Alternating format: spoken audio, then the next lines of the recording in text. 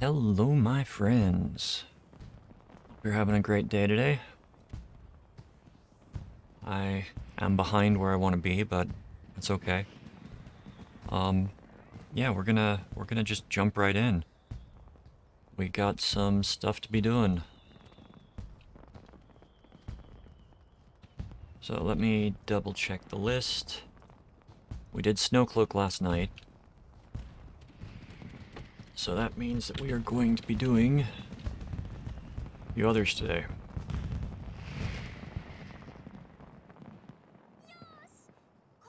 Let me...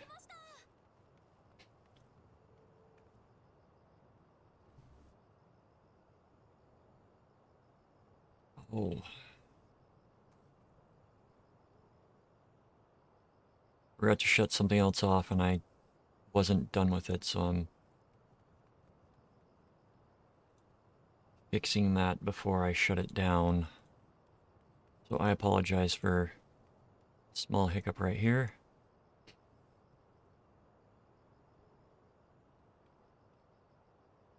You know, it's August, and typically August is one of the hottest months where I live. And I think the hottest it's gotten all month is probably about 92 Fahrenheit.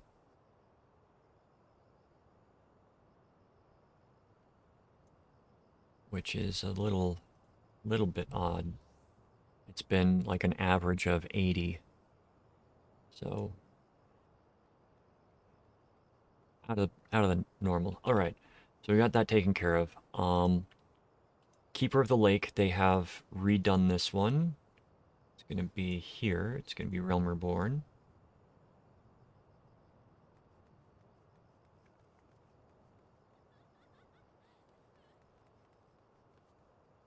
Or not. Is that a Heaven's Word? I thought that was...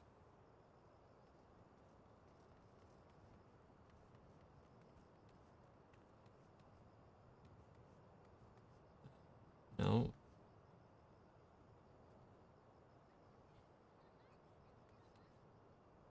Am I just not seeing it? There it is. Alright, so let's check our inventory, our tomestones. We're going to go through and do this.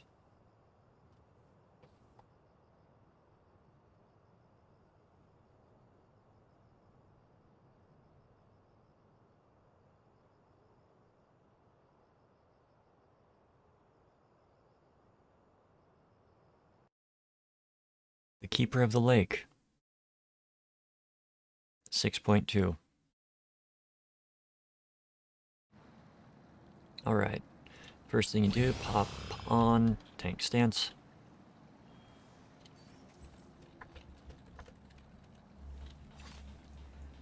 And we're going to go and see what has changed.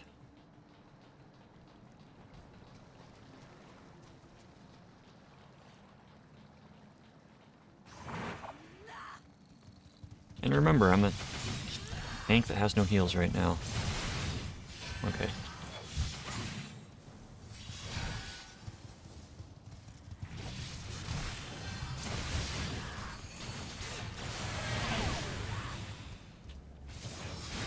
I have to mute there for a second. And standing in the AoE. Don't stand in the AoE.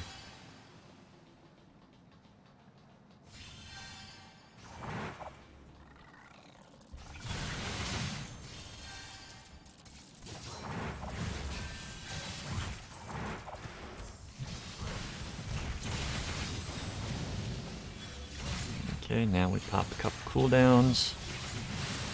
Continuously dodge out of stuff.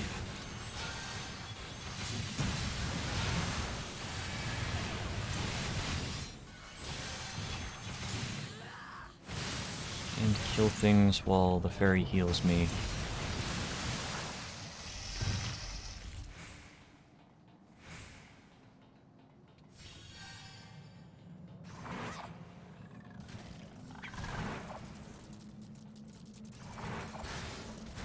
Oh, we're at the boss already.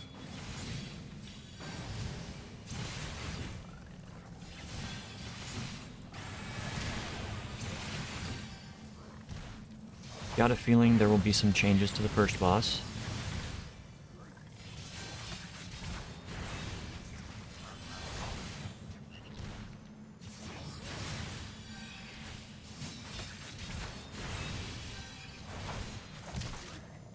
Because the first boss was a pain in the butt.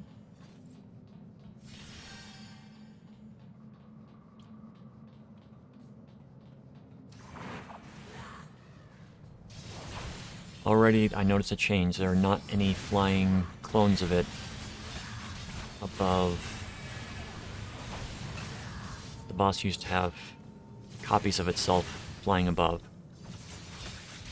Resounding screech. Oh.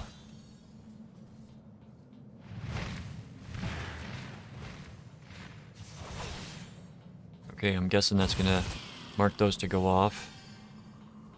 They will explode, which is gonna set those off, and then we move. Yeah. Okay, that's not a bad mechanic change.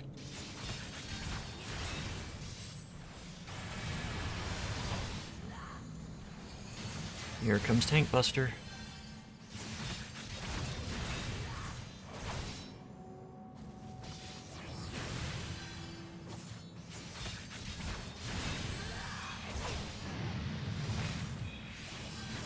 We got 5 down this time. Epicenter AoE. Got 1 safe spot.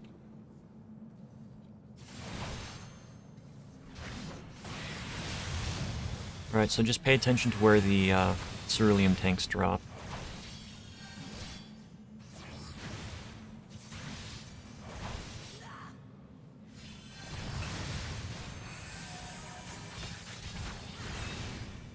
A lot easier to follow this fight than the previous one. He's doing this again.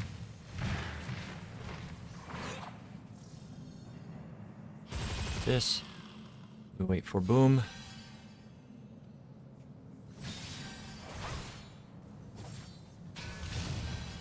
And then we move the boss.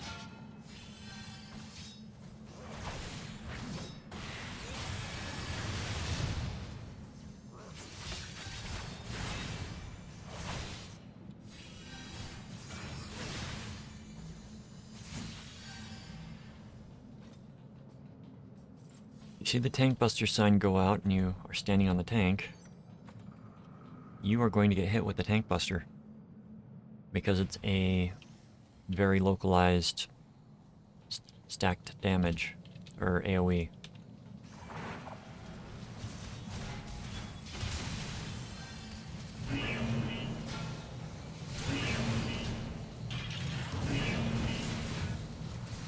Alright.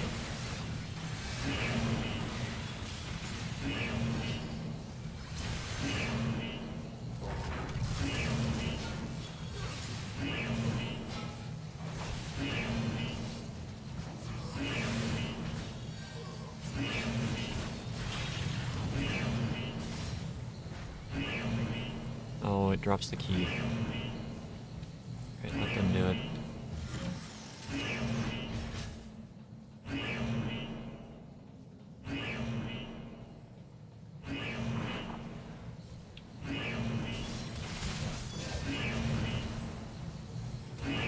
Alright. Treating this like I normally do. Think here. As soon as that drops, grab big guy.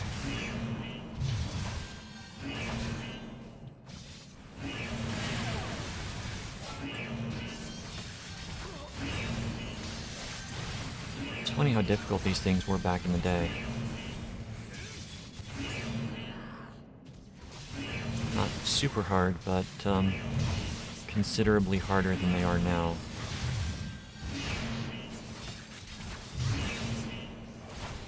I suppose that also comes with familiarity.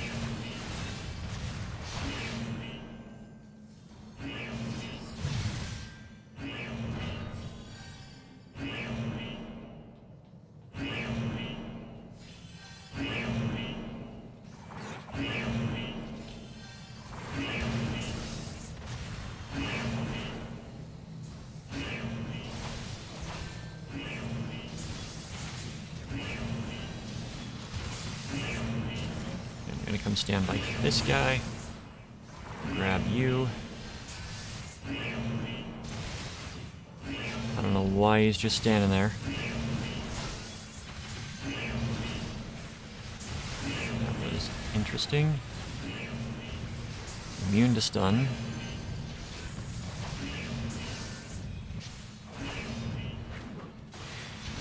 Face him away from the party.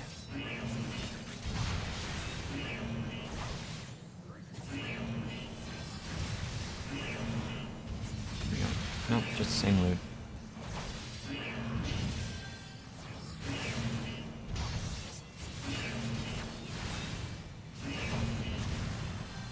You know, back in the day when I was actively farming things, actively farming seals, I wouldn't open any chests when going through the duty, because there are a lot of people that just want to go through the duty and finish it. They don't want the loot, they don't want to roll. Like, nobody's rolled on this but me and maybe somebody else.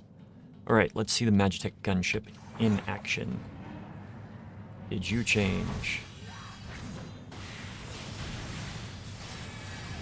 Flamethrower is a constant, so move out of the way and then stay out of the way until it's done.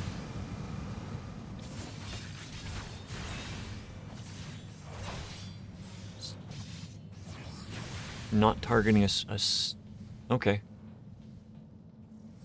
So it didn't target someone directly, it just started going across. So that is a change. Carpet bomb. Right, we got that again.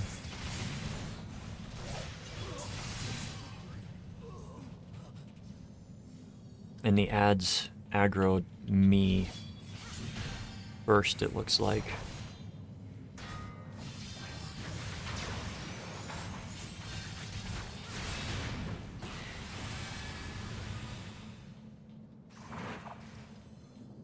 We have a second group of ads.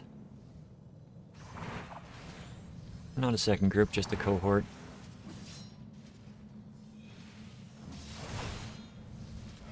Oh, I wasn't paying attention.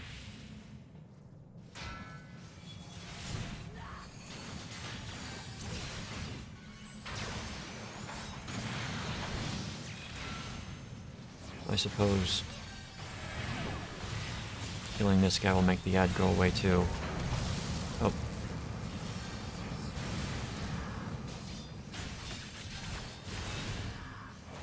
So, 2 out of the fights have been changed, 2 of the 3.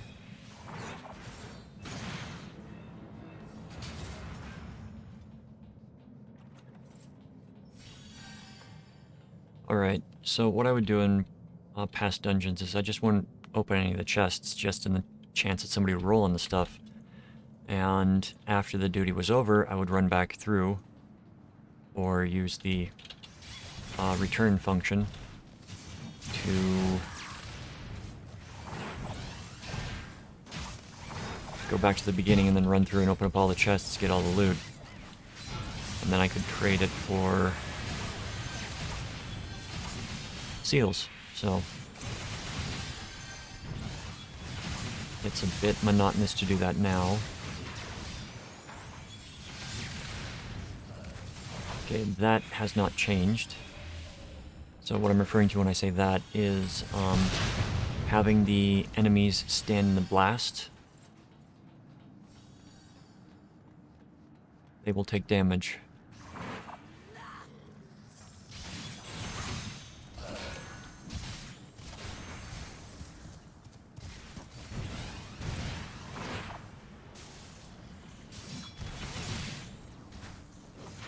If we have everybody come and stand right in the same area.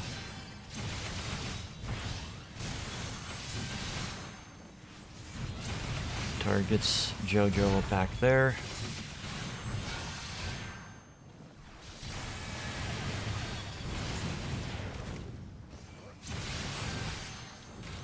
Okay, now it's going to deal damage to both of them. So, let us witness the final boss. I do not see the dead dragons.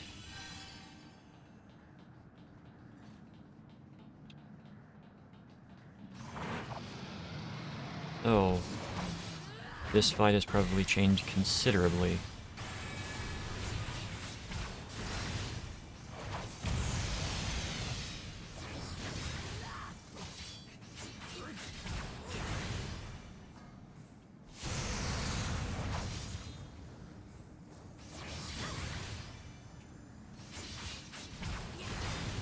Phantom Kin.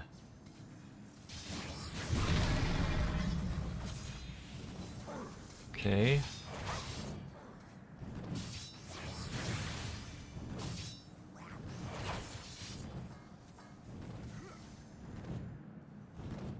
Guessing that they're gonna do a line across or something like that. Yep.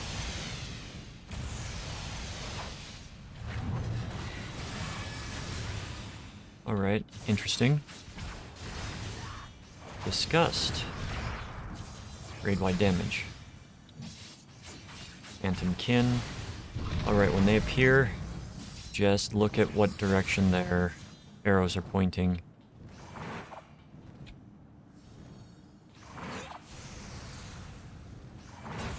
And move appropriately to avoid getting hit.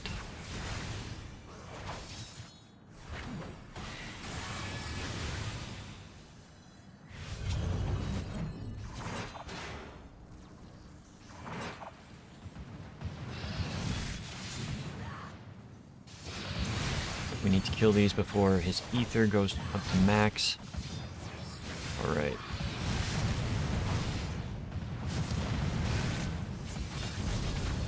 The ring attack is still there, so you gotta move after the fire explodes on the rings.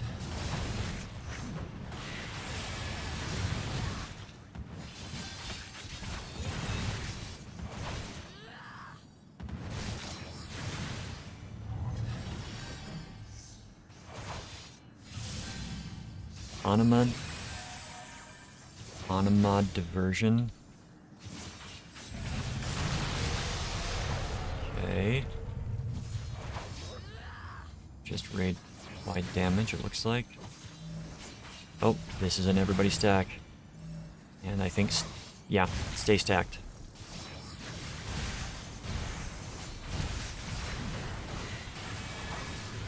Good that they're introducing that in an earlier fight.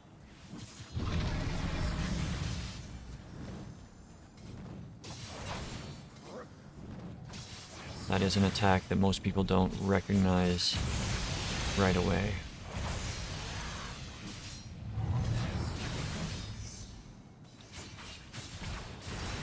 Okay, remember, after it goes off, you move. And you move away from the party if you've got the tank buster on you.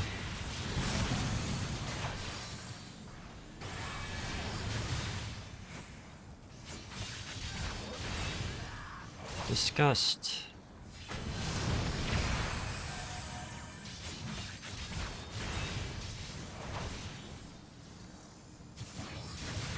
Got Phantom Kin again. Oh, that's...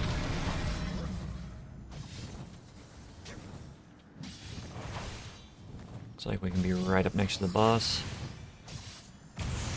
Yep.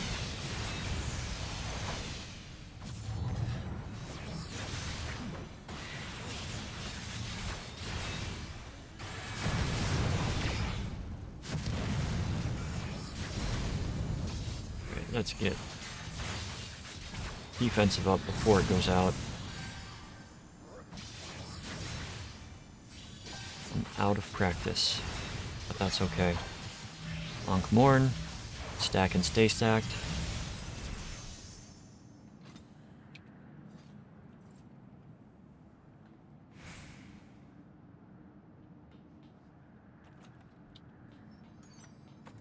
Right, that was an interesting change.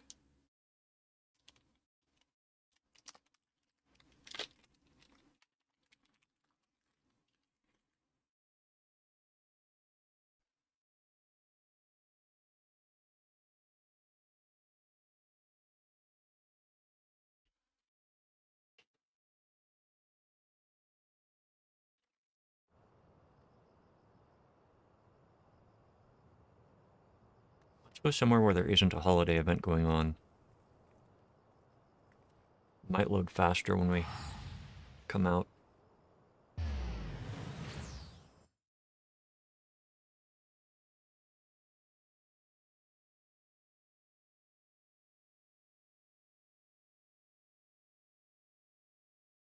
Maybe not.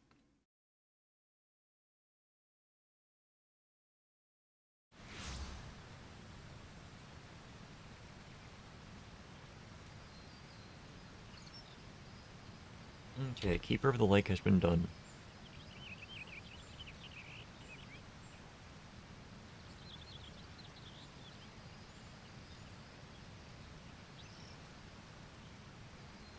Alright. So I know I did not do them before.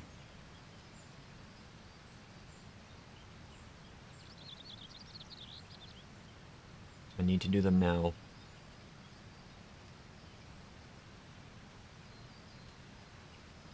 Just to highlight the changes that were made. And I know it's like an entire major patch late, but better late than never.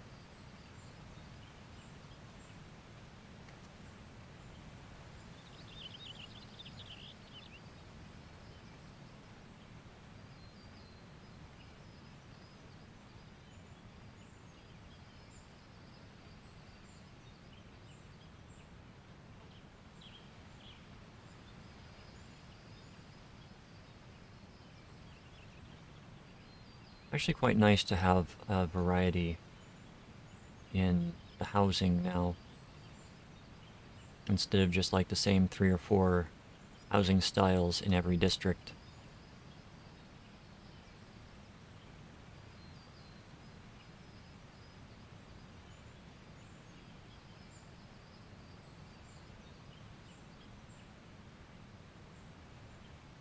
Oh, can I? Okay. I was going to say...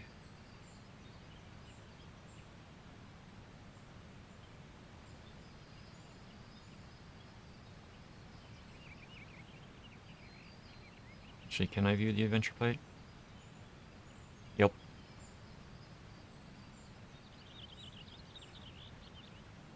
The Praetorium. And this is 6.1.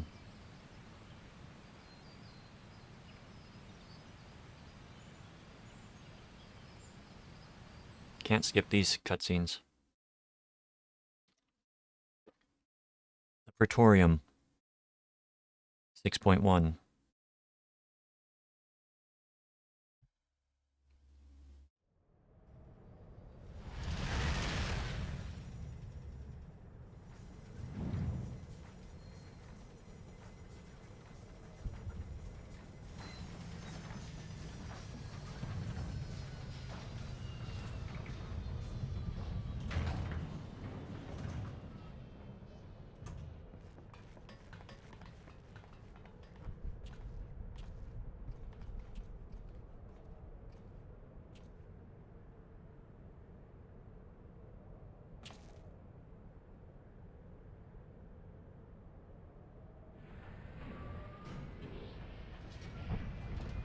Thankfully, these do not take half an hour to an hour anymore.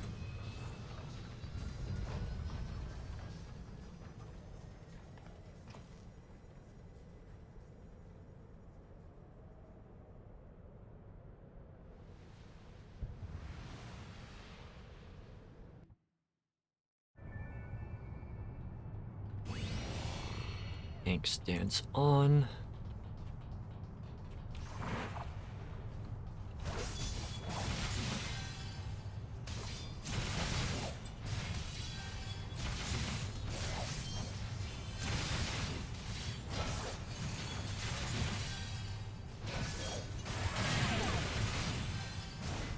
One of the biggest changes is that you don't have to skip stuff. You can't skip stuff, actually. And I've run this quite a few times since it was released, so I know what to expect, but I will still inform as to what's going on.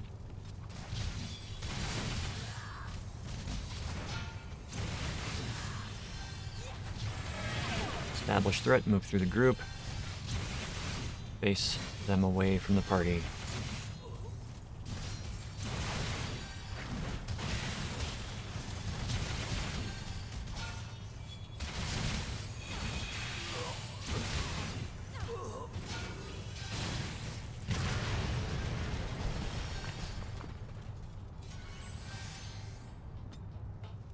Ready. The outer ring. Going to establish threat. Keep running.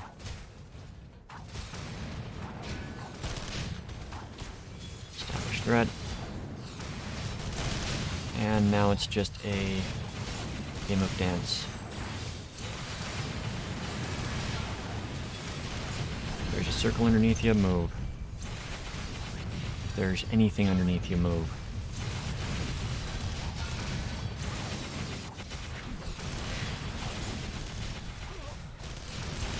Whatever you do not get hit by the AoEs.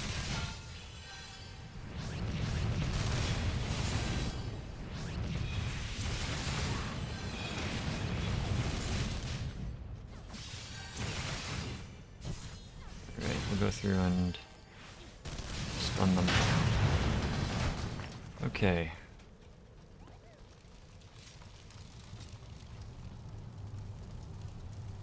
Grab the transponder.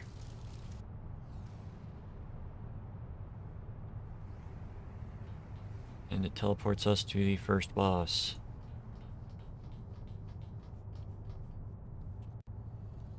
Oh, and we listen to someone full of themselves.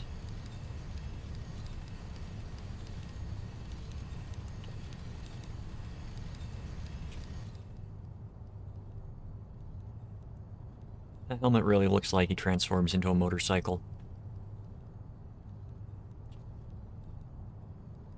Handlebars.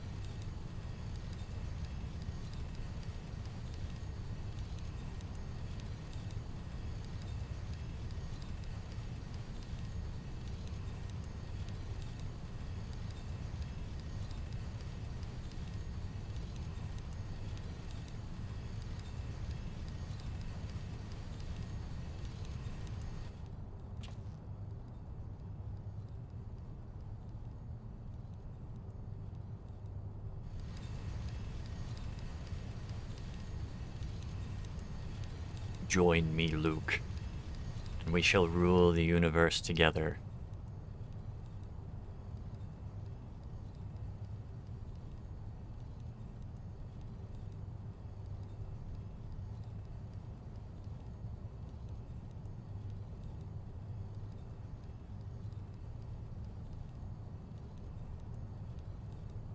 Yeah, these guys just broke into the base. One of them was dressed like a barista.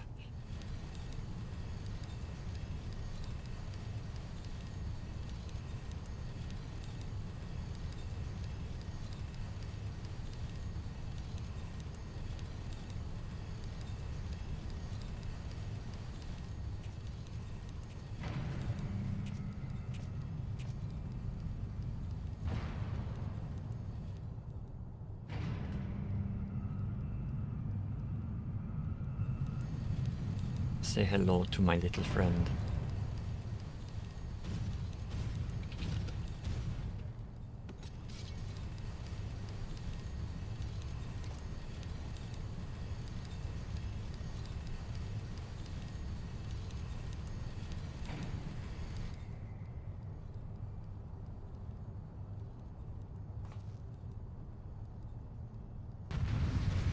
Alright. First boss. Mark II Magitech Colossus.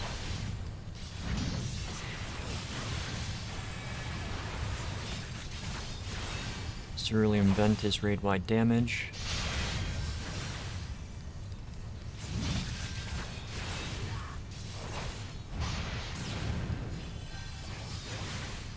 Prototype Laser Alpha. Ground AoEs that radiate out.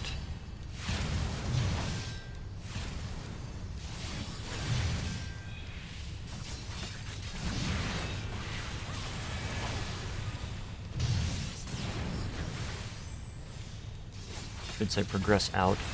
Prototype Laser Beta.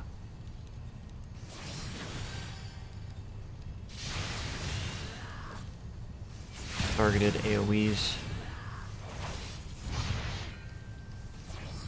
Lagging? Huh. Cerulean Vent.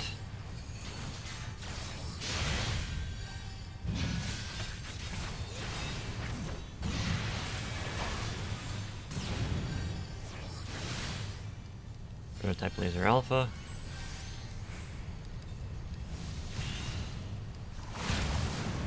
Grand Sword. Gonna be a frontal cone attack.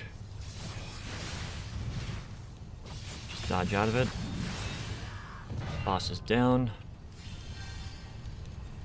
No more waiting for the elevator. You just click on it and it takes you. Straight to the Magitech armor instead of having to go through a whole process to get to the armor.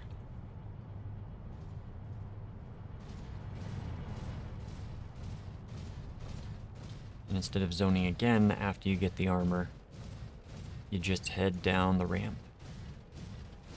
So they streamlined a lot of it.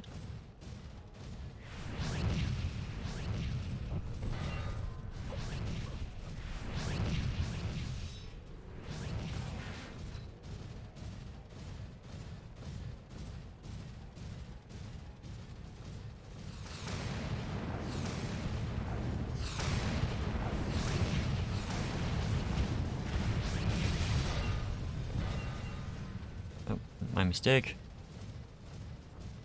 Thought we blew a hole in the wall for this one.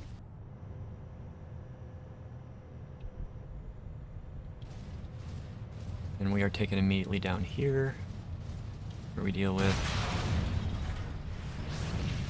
Proto Ultima Arm.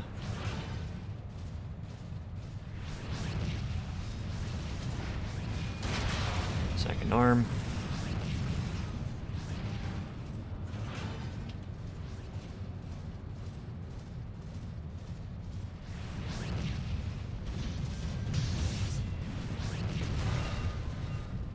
Third arm.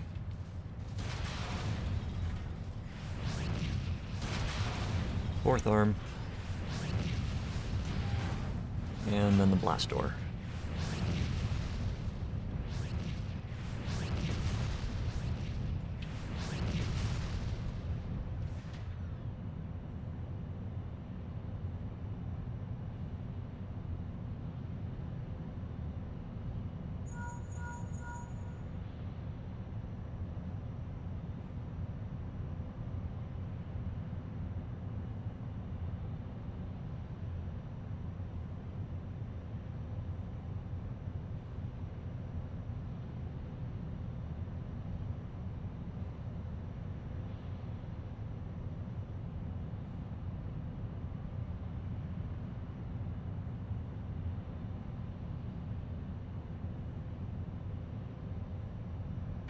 Huh.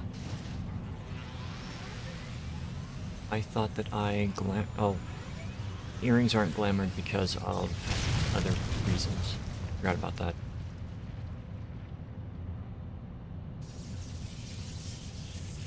Everything else is glamored. The rings, headpiece, but the earring, because changing jobs, it will be different.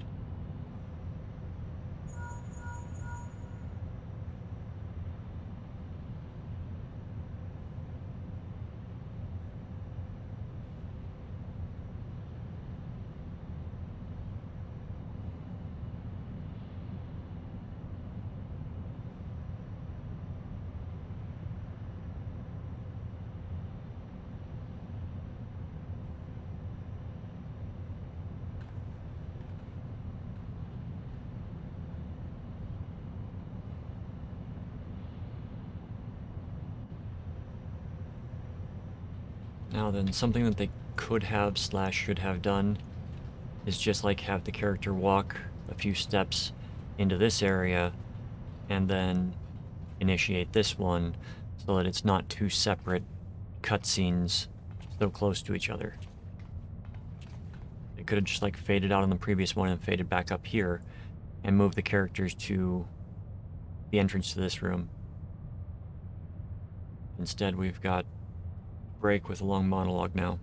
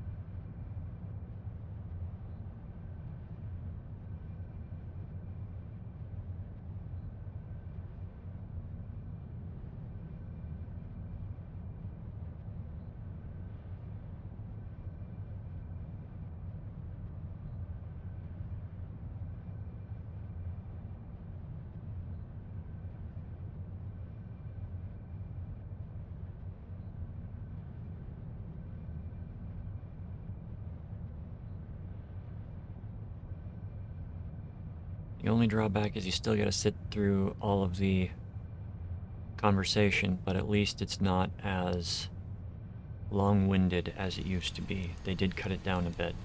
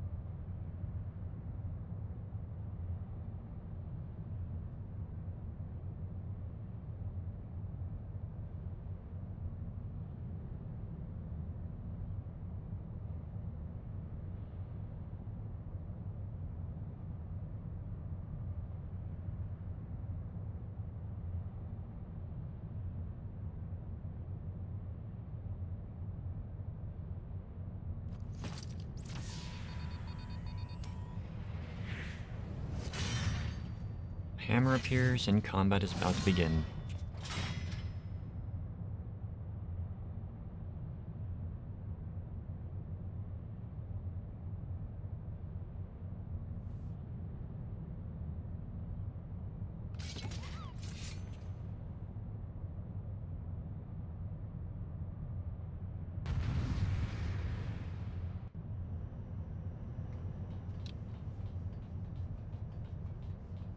Alright, Nero Tolskeva. Skiva.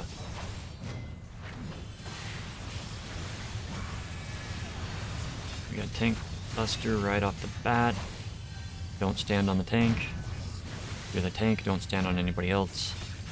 And we've got an immediate stack mechanic. After the stack, spread back out.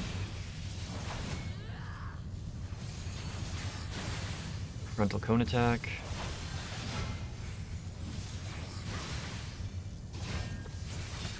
Activate. So he still summons the claws, the Magitech Death Claws. And they will knock you back. If you get hit, we'll jump to the side, augmented uprising, do a large cone attack.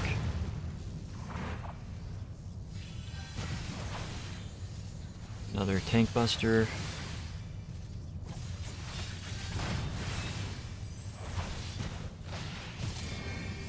You just gotta push back. You can activate arm's length for this. You won't get knocked back. Then you have another stack mechanic. And a point blank AoE.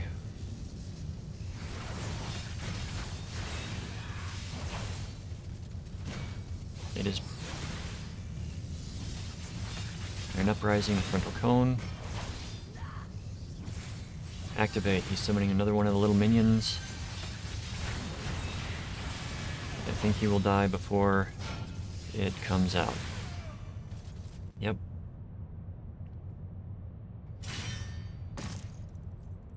So one noticeable change that you probably already picked up on that I didn't mention earlier, it's no longer an 8-man, it's a 4-man, and it's about half as long. They eliminated some of the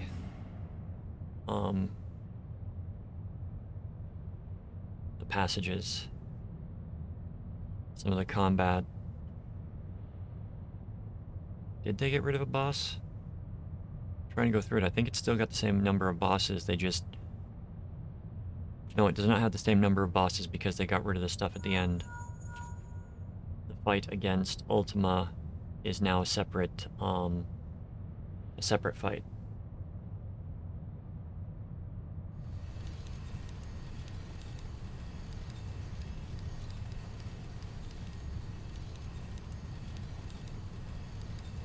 I think they just wanted to have...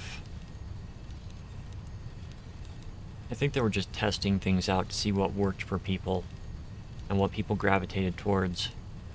And the 8-man main story quests people did not like doing, but they did them because of the rewards that came with it on queuing for it randomly. And before they reenacted the you have to sit through all the cutscenes, you had people that were, you know, voting to kick out the people that were sitting there watching the cutscenes on like their first time through, or they're watching the cutscenes and the duty finishes before they even get close to being able to finish all the cutscenes.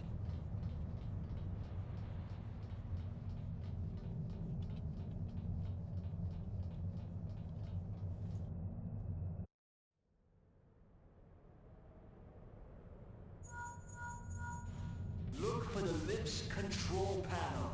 It'll be somewhere nearby. Take the lift down, and you should find yourself in the chamber of the Ultima weapon.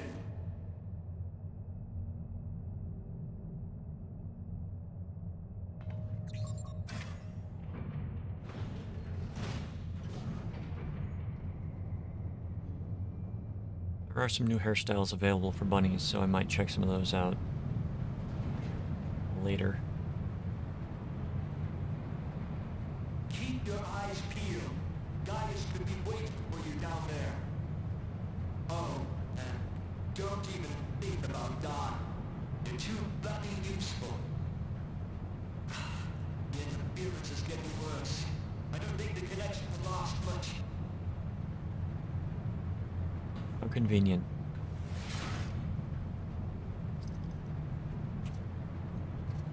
Hello, handlebar helmet. Tell me, for whom do you fight?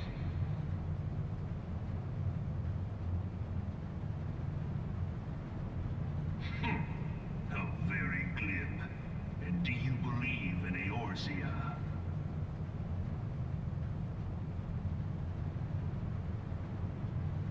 Eorzea's unity is forged of falsehoods. Its city-states are built on deceit.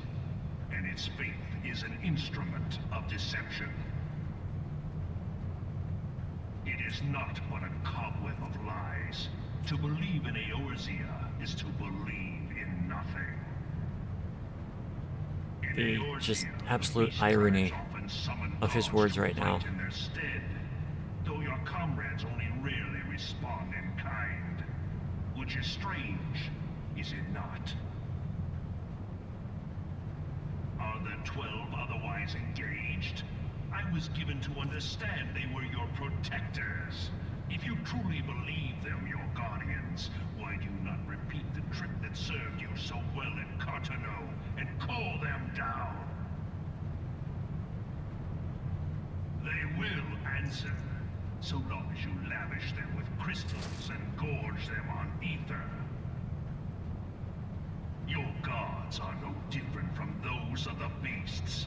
Icons, everyone. Except for this, and you will see how Eorzea's faith is bleeding the land dry. Nor is this unknown to your masters, which prompts the question, why do they cling to these false deities? What drives even men of learning, even the great Louis Soir, to grovel at their feet? The answer? Your masters lack the strength to do otherwise. For the world of man to mean anything, man must own the world. To this end, he hath fought ever to raise himself through conflict, to grow rich through conquest. And when the dust of battle settles, it is ever the strong who dictate the fate of the weak.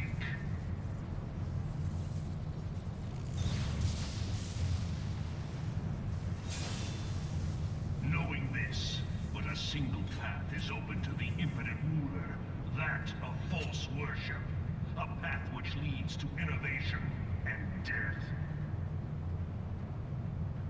Only a man of power can rightly steer the course of civilization. And in this land of creeping mendacity, that one truth will prove its salvation. Come, champion of Eorzea, face me. Your defeat shall serve as proof of my readiness to rule. It is only right that I should take your realm, for none among you has the power to stop me.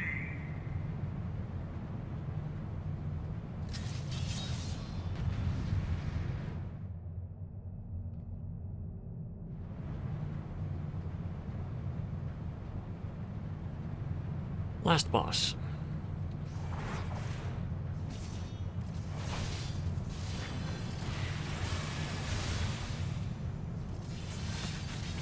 Florida Bella.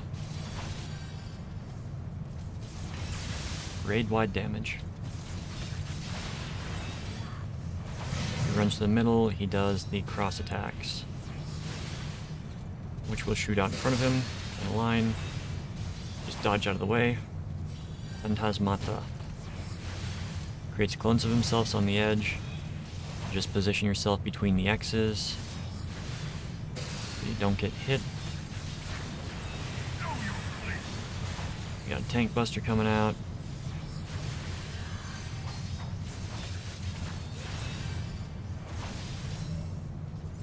You got a stack.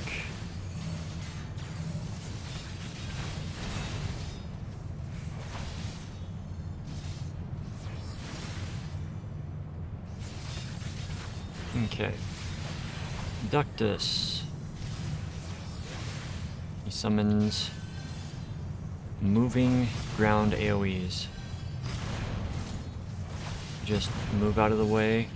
Pay attention to them. They're extremely easy to move out of the way of. Phantasmata again.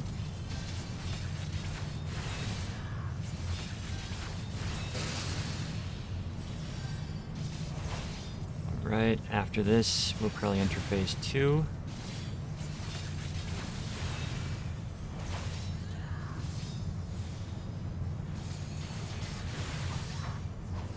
Right.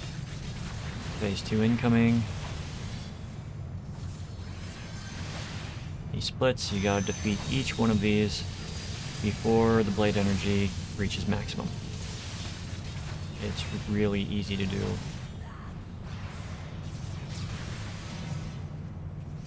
You also have to dodge.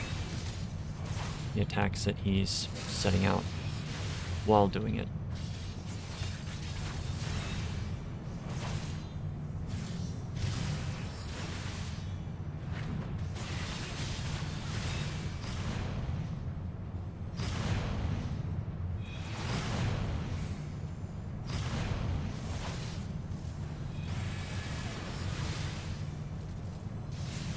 Once it's down, you wait for him to do his ultimate.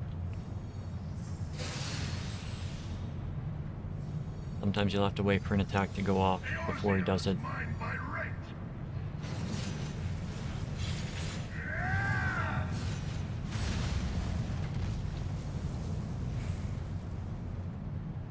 And then when he comes back in, usually you can limit break and kill him. Or you just beat him, and he's down. So,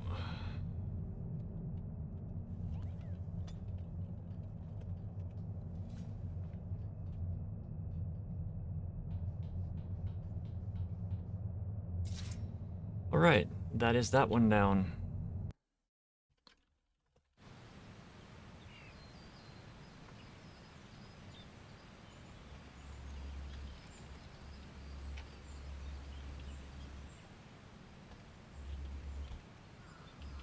Alright. That was the Praetorium.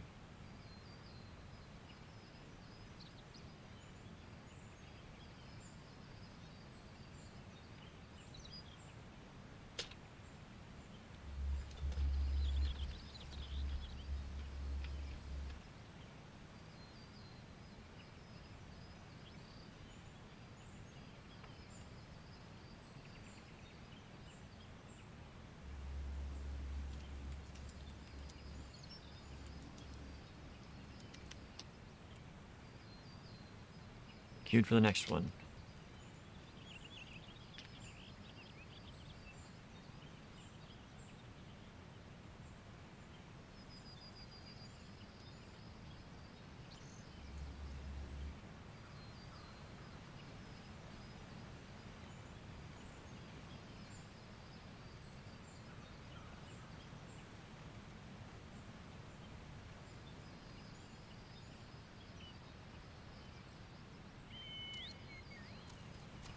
Okay. I was curious if they implemented flying here yet. They have not.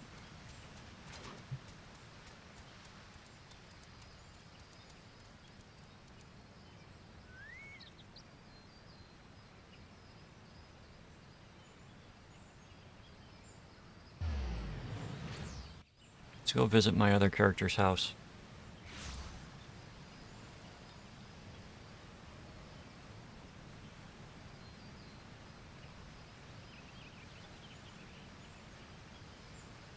What do you have for sale?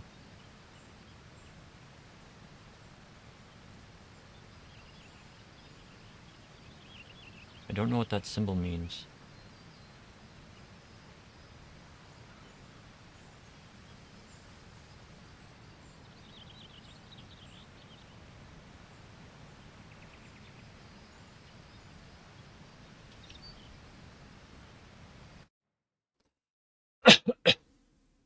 Hmm.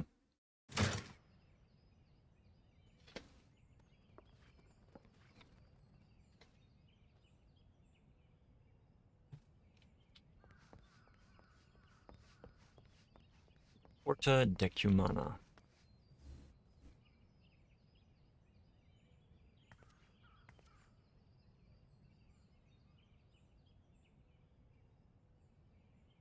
All right.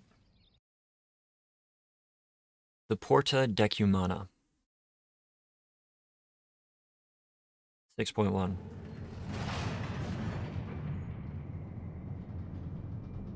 And we cannot skip this. Can we? We can! Okay. We can skip the intro. Remember, toss on tank skill as soon as you start. This is the ultimate weapon. This is now a standalone fight. Counts as a trial now. Earth and Fury. That summons the power of Titan.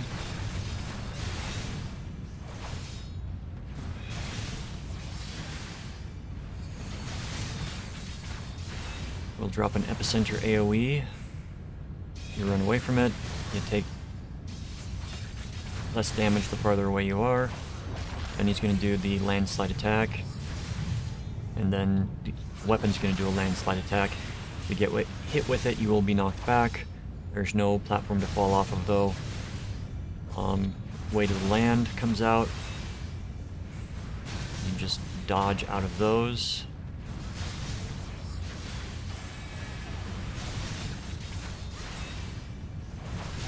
And keep beating on the ultimate weapon. Once more. He comes down. He does a landslide. And... alright. Granite Interment. So we'll all be put into a granite jail.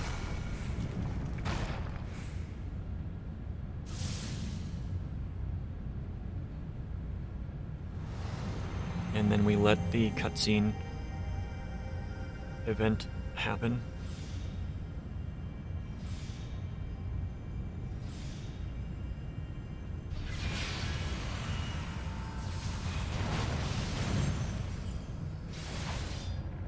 You get broken out, and he loses the power of Titan.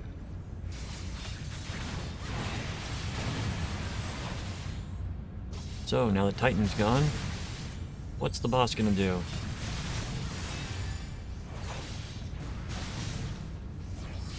Well, who's next in the repertoire? Here comes Garuda.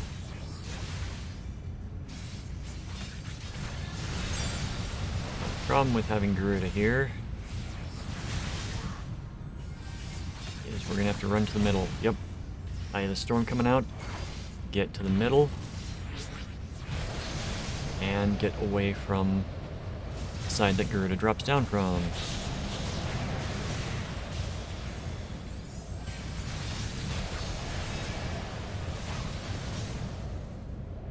Stay in the Eye of the Storm. Garuda drops down again. Get yourself safe.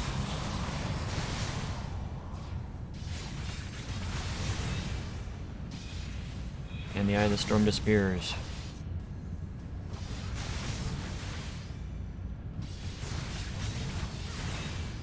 And the boss summons it back. Garuda's gonna be coming down again with another Aerial Blast.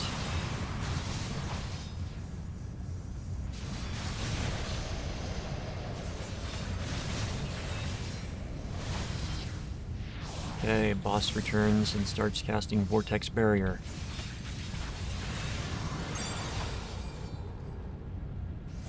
Boss is encased and protected. Starts casting Headsman's Wind. Headsman's Wind.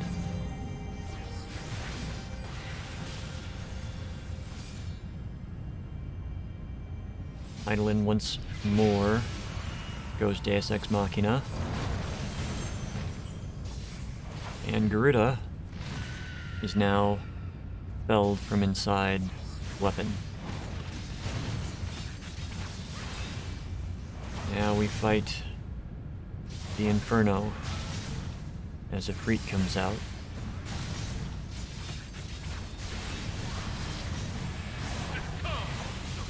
Ifrit, Hellfire.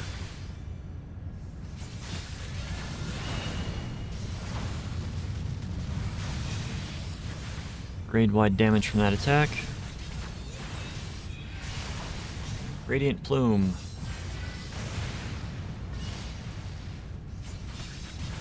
Just move so you don't get hit by it.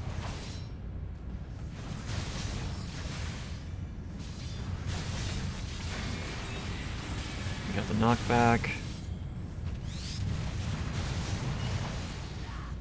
You gotta run back to the middle. Because the Radiant Plume gets placed on the outer ring.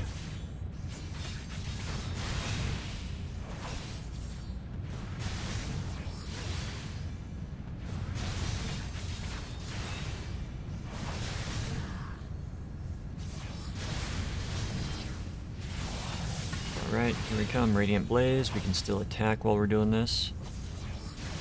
And Heidelin comes back in.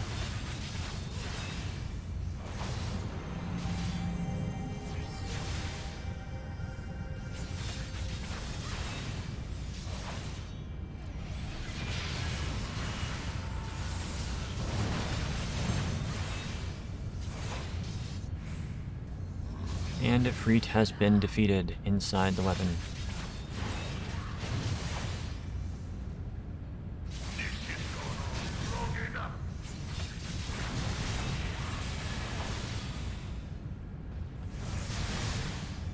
Okay, now we move on to part 2.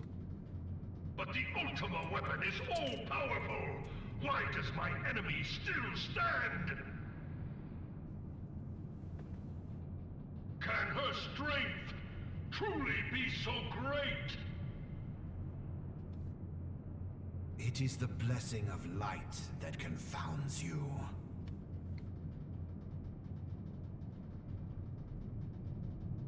La Brea.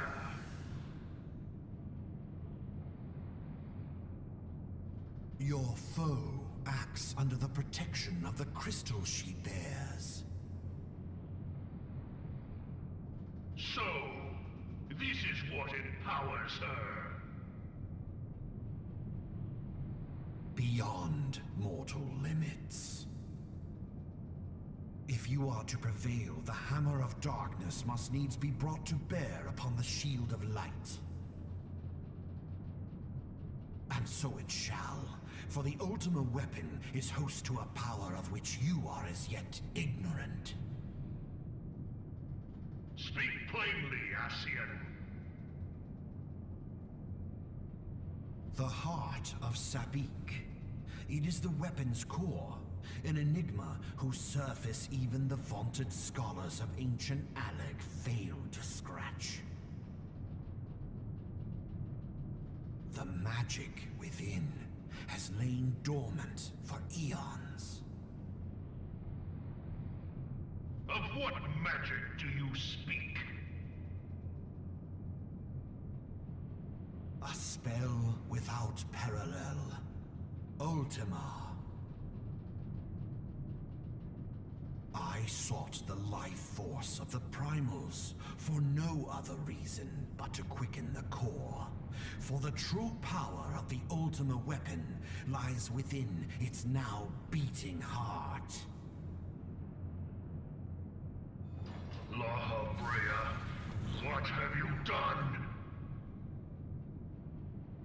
No more than was necessary for my god to be reborn. Damn you, Ascian. The hour is at hand.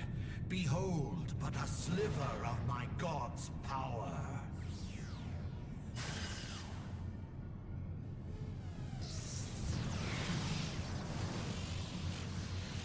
From the deepest pit of the seven hells to the very pinnacle of the heavens, the world shall tremble.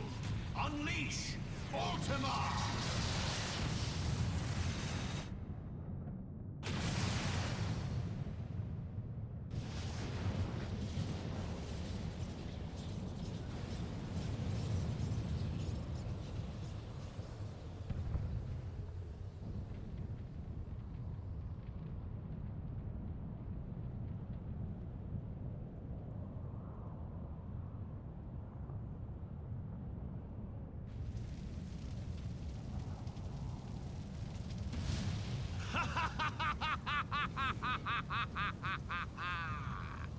Such devastation! This was not my intention! Oh, Heidelin. It seems the task of keeping your champion alive has exhausted what strength you had left. Van Belsar, your enemy's shield is broken.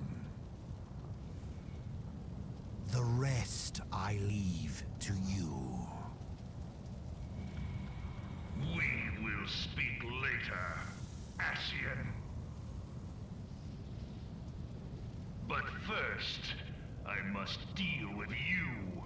The question of who is mightier remains. Come, adventurer. Let us find the answer together.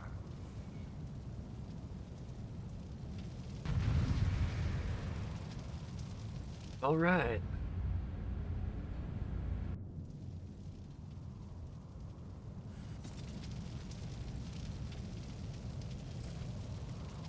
Here we go. Ultimate Weapon, Part 2.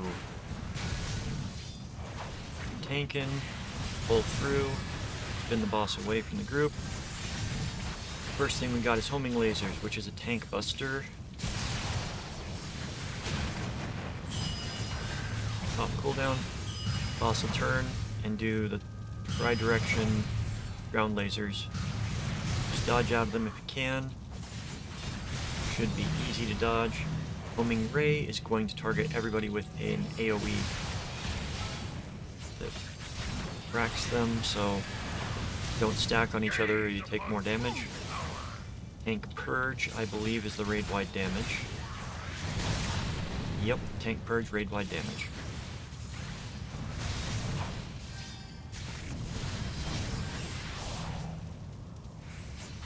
Etheric boom.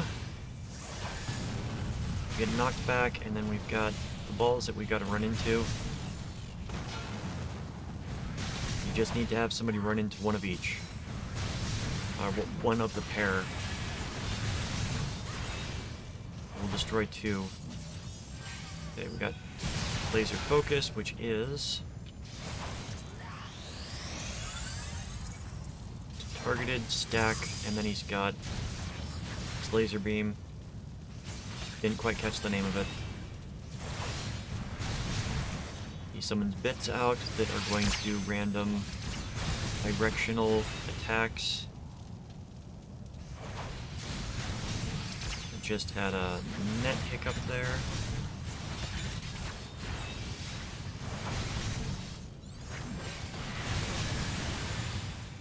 Yeah. That needs to stop. Don't like doing that, but we gotta do it. Okay, for this, you want to move to the center because there are 4 F centers that come down. Take less damage. Citadel Buster, that's the name of the laser. We got another homing ray combined with bits out. Bits are gonna move again.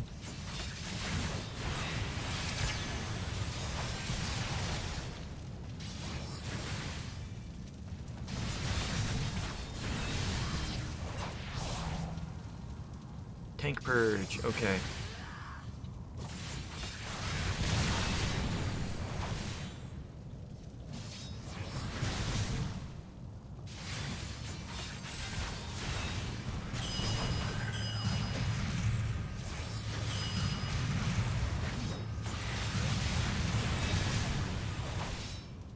Hits her out again.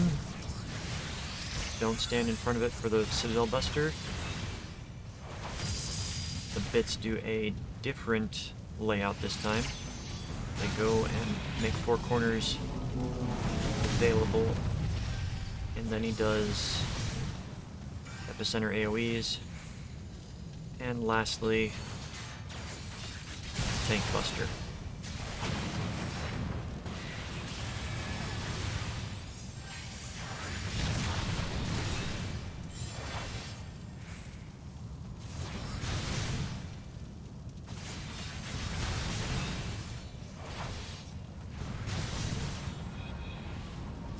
Centers go out. There's another Citadel Buster.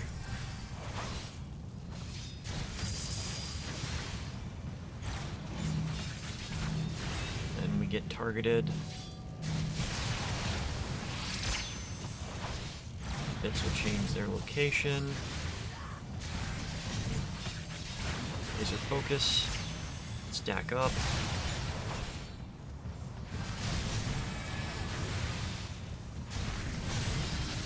A lot to pay attention to in this fight, but it's good practice, because this is, yeah, there's a lot going on. Also, you want to use your limit break before transition, because when he starts casting Ultima,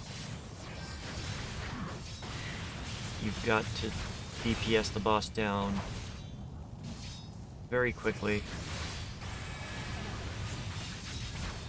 and you're not going to make it.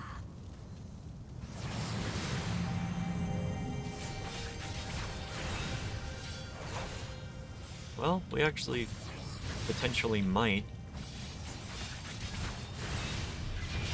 No. But you've got Eidolon giving you a level 3 limit break, which is why you want to use the limit break beforehand. And that should give you the little push to go over the edge. So I think without the limit break, we still would have done it. And that is the end of that.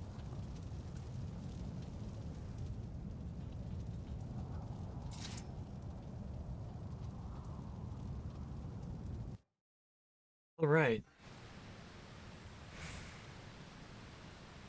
Clear selection. We'll go Castrum Meridianum. Meridianum.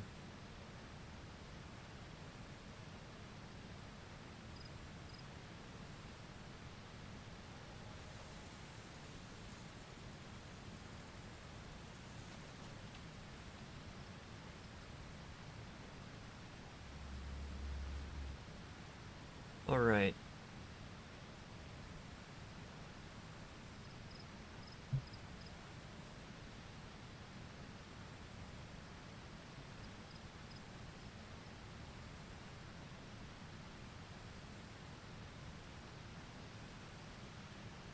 Yeah, that was not...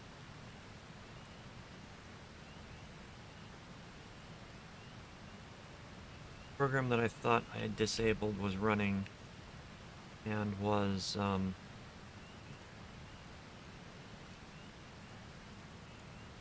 actively transferring stuff while we were in there, so lag spikes are because of that. Hopefully it didn't ruin the quality of the video.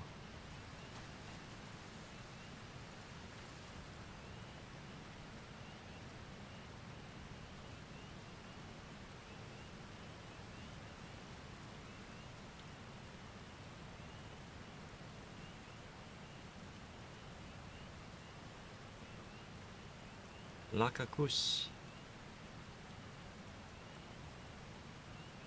What does that look like? Oh. Looks similar to Guan Yu's weapon. Or rather, how his weapon is described. I do not know the factual nature of the weapons from that period.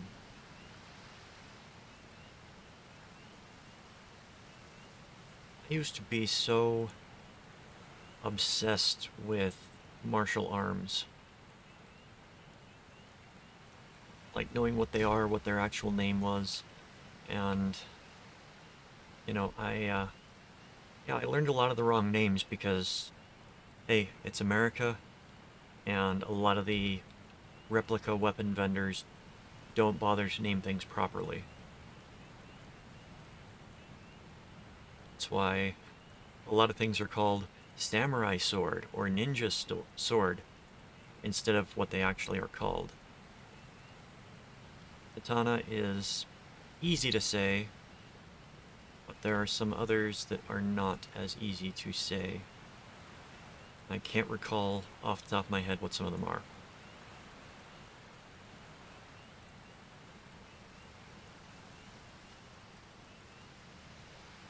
What does the counterpart for this location have here?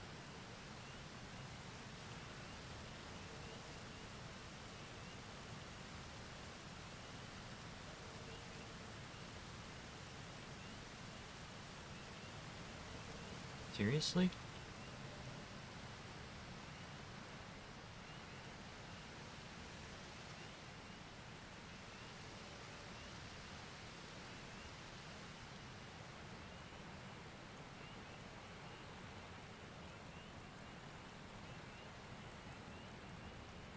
mine... Yeah, mine is right. I didn't even realize that. My house is literally right underneath the location that the Free Company house is.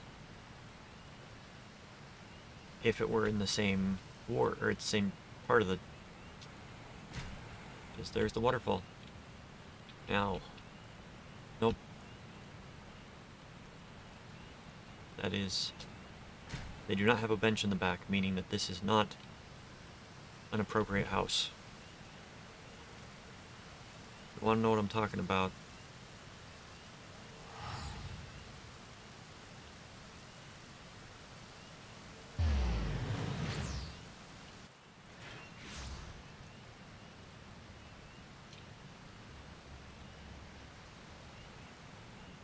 The first piece of furniture put in place when we got the house was this bench. And it has been a staple for the entirety. And it's just like, you come, you sit down, you can relax by watching waterfall. But Castrum Meridianum. Go. Castrum Meridianum 6.1.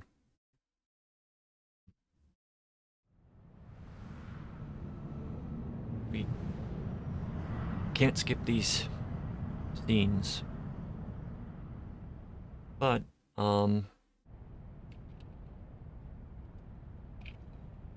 if you're tanking, activate your stance.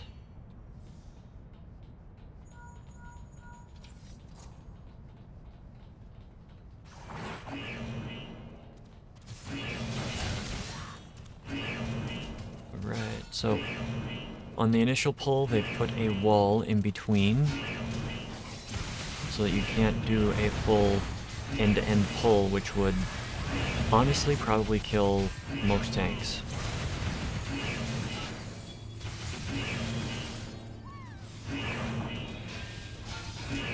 Get your butt over here. Make sure you've got everything on you, and if you see one like hanging off to the back like that, taunt them, get them back over to you.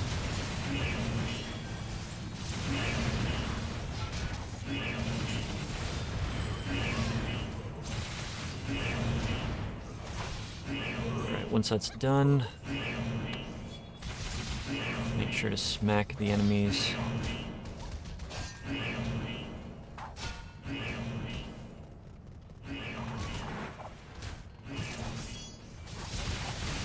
Pop cooldown, pop another cooldown, and burn the enemies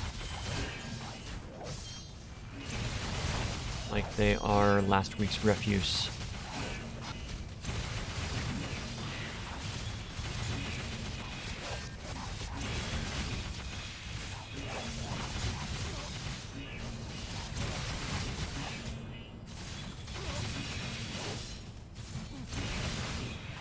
So you can do this in 2 pulls, or you can do it in 4 pulls.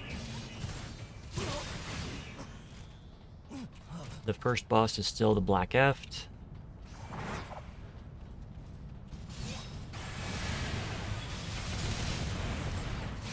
Make sure to get all the adds on you. First thing he does is the Magitech Ray. You just want to move out of the way of it. Boss will request assistance, which will bring adds into play.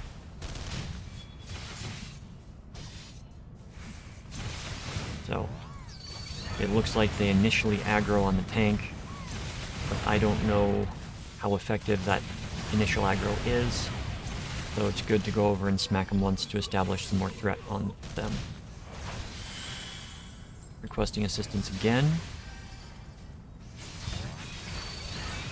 He summons in the 2 Magitech Colossuses.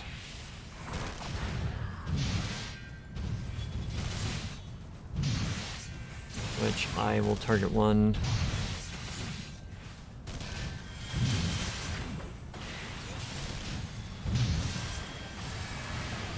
And I'm gonna stun that one. Oh, you can't stun these. Okay. Black F is gonna do the Magitech Ray in a direction. You don't want to be standing in front of it. Requesting assistance one more time. Pulls out some Colossuses and some signifiers. So just maintain what you've been doing. Pop a couple cooldowns just to be on the safe side. AoE everything down. Avoid the high-tech Magitech Ray, high-efficiency Magitech Ray, and burn the Black Eft the last little bit of its health bar. Incendiary support is going to drop bombs all over the place. It's raid-wide damage. You can't stop it, you just mitigate it. You run over to the disposal chute.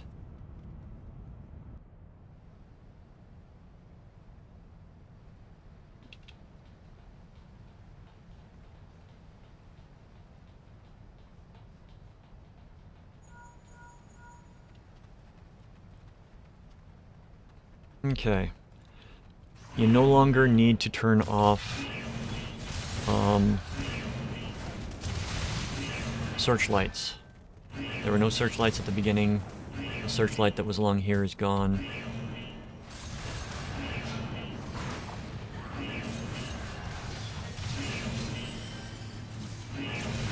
Just beat the crap out of everything.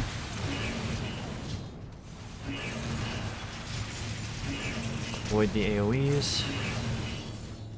Stun the big guy if you want to. And somebody already stunned him.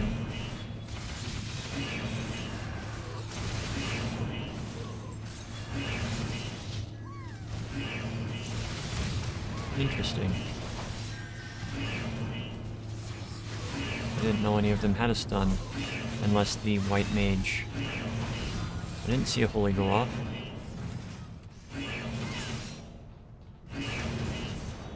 Okay, threat established on them.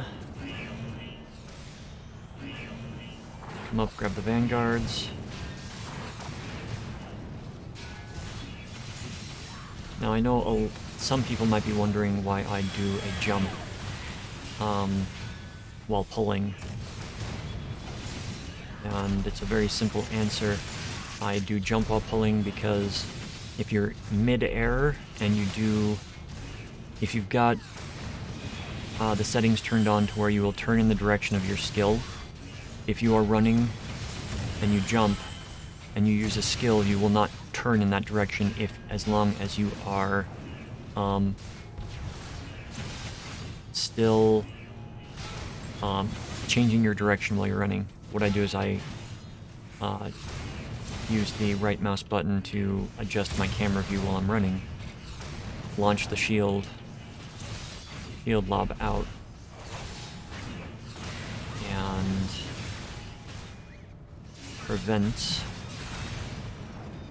the camera or my character from changing direction while, see, you can go like that. And if you noticed, I did not do a jump there, and I did a little tiny stutter step. And that's because it tried to move me. But thermobaric strike. Epicenter AoE. Run away from it.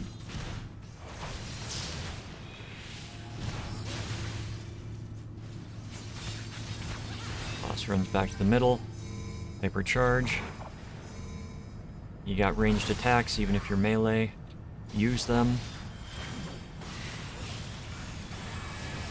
Here comes the tank buster.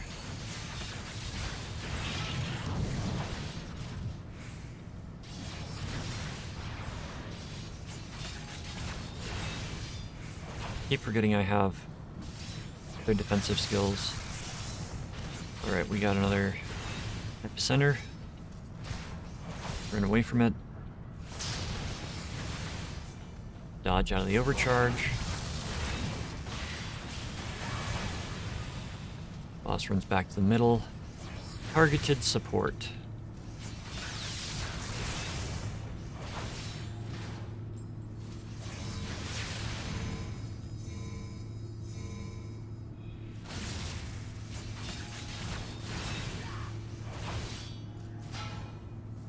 Actually a little bothered that I haven't gotten a heal in a while.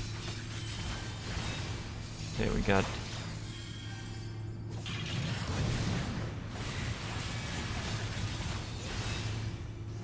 Tank Buster mitigated. Wasn't able to get out its thermobaric strike. Alright, we need to go to the parade ground.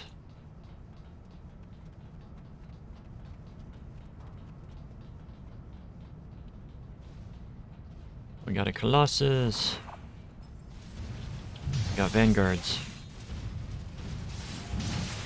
So again, move so that they are facing away from the party. Because they do have skills. Let's focus on the Colossus.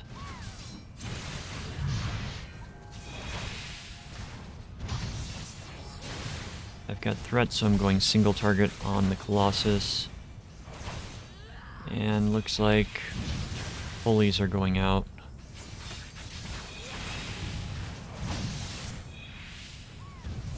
Okay. They just... animations for them are not showing up as well for me now. I think it's brighter if I'm the one casting it.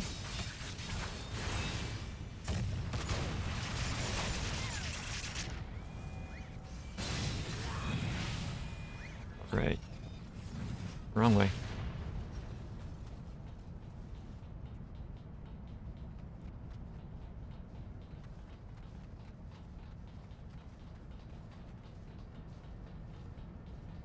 Right.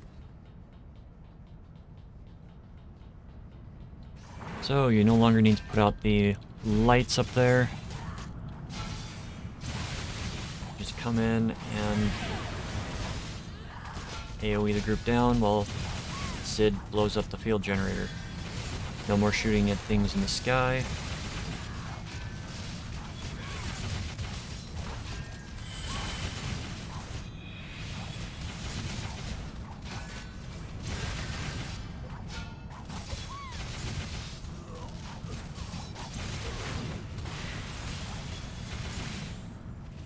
And we got the Colossus coming down again. I'm gonna grab them both. Face them away from the party.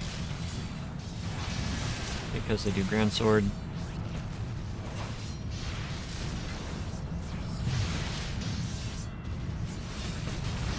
And it's easy just to single target them down.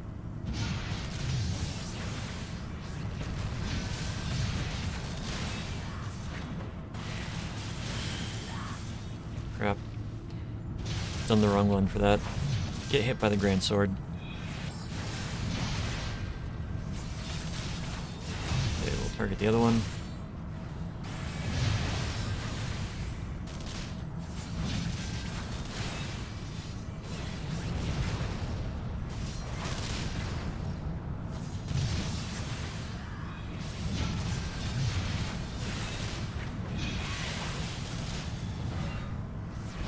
Right. And we're at the last boss.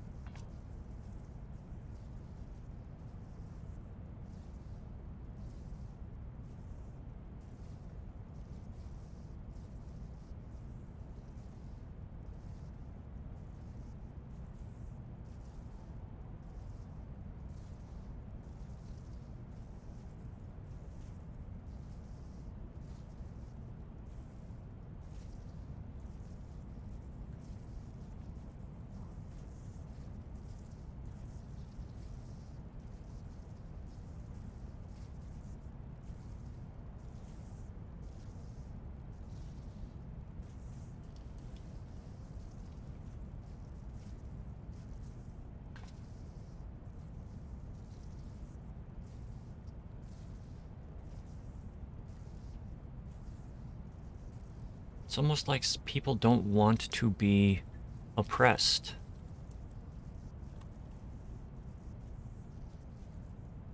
And that's all Garlemald wants to do, is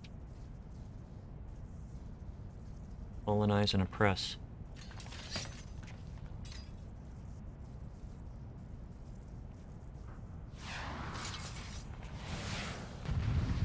Alrighty.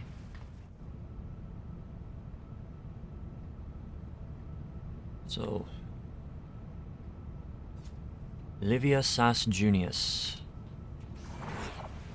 And noisy upstairs neighbors. It's okay.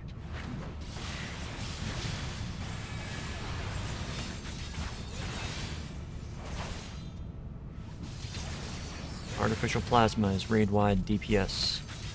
Raid-wide damage. Okay, roundhouse. Point-blank AoE. And it's immediately followed by ring of ground-targeted AoEs. We've got this going on.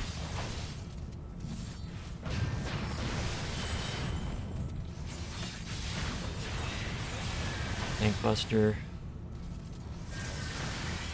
Infinite Reach. It's a collection of attacks you just have to move through. There's always going to be a spot to dodge to. And our healer's down. Our Red Mage does not have a heal. I do not have a heal. So I'm going to use Hallowed Ground here on the Tank Buster. Try to do what I can. Thermobaric Strike. Let's get damage reduction on that.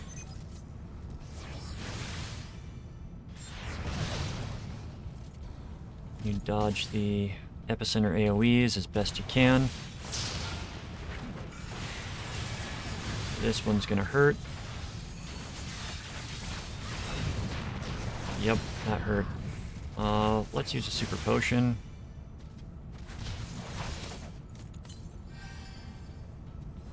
Thermobaric Strike, we're gonna have to move again.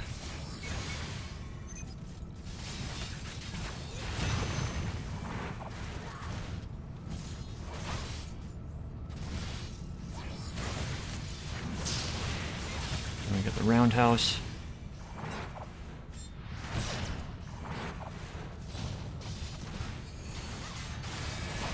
Ryan.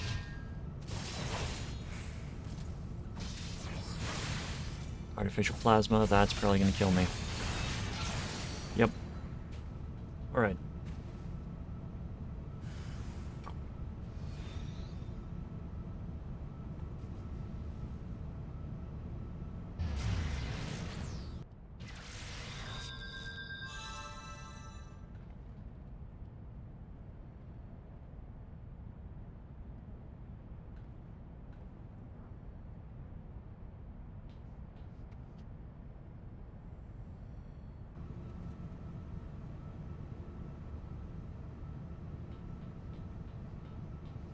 Right.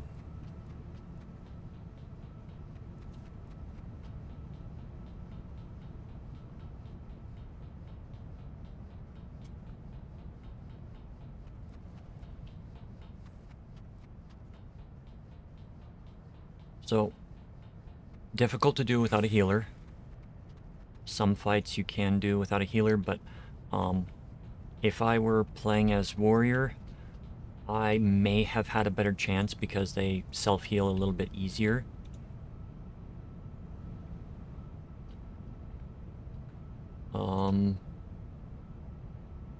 Gunbreaker, I don't think they get their heal until later, and Dark Knight, they do have a heal, but I don't think it's as effective as the warrior. So it still would have been death. So, let's do this again. Artificial plasma is going to be damage to everybody.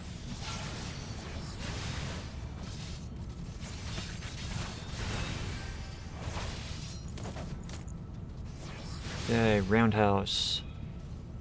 Point blank AoE followed by AoEs around the edge.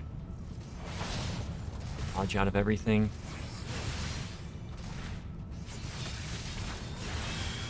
Okay, we got the tank buster coming.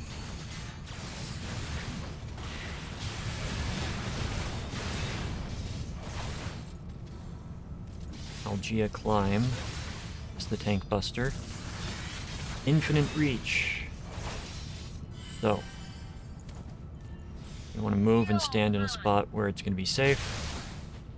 Spot where it's going to be safe. Spot where it's going to be safe. Then she does the 8 cross.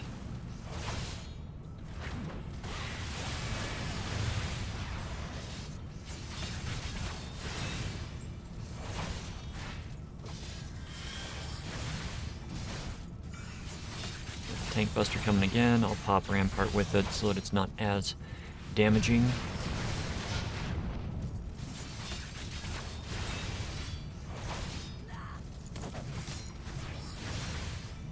Thermobaric strike. Calls it in. Then we got the epicenter AoEs.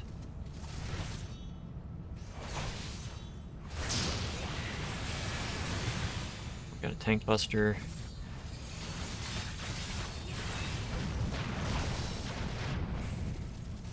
The fight is not overly complex, but it is definitely good for teaching things that will come later. The thermobaric strike is a nice variation on things that come later. There is her roundhouse. So just move out of it, move in, wipe the walls with her. Artificial plasma. Don't have to worry too much about that one, that's the raid-wide damage. Artificial boost. She basically gives herself enhanced stats, so now would be a good time for the... Oh, yeah, she starts chaining those. So you limit break and get her down. She is just that easy to go down. So, that is that.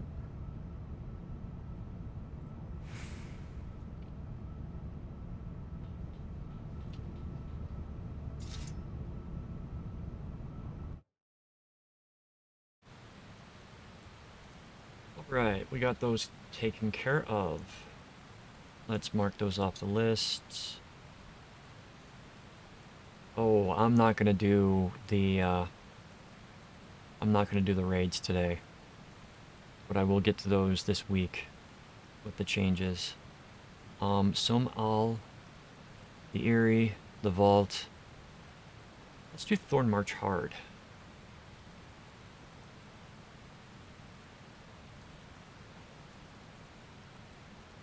I want to see what's changed in this one.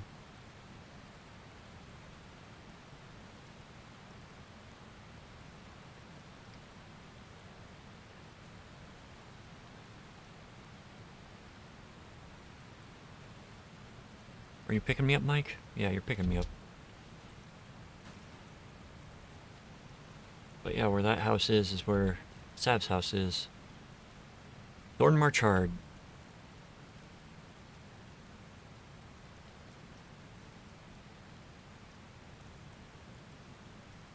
Come on. Please click the button. Thorn March. Hard. 6.2.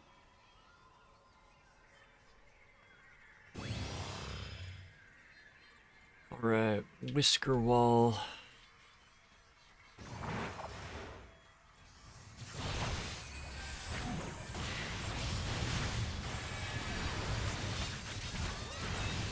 He goes down, spinning Mog Shield, you don't want to be standing next to that. We got these guys coming out. don't think they're as... No, these are... They're tankable.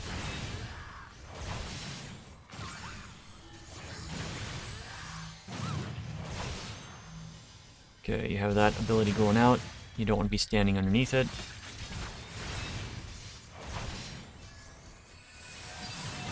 Okay. Looks like they're coming out 2 at a time. All in the center so far.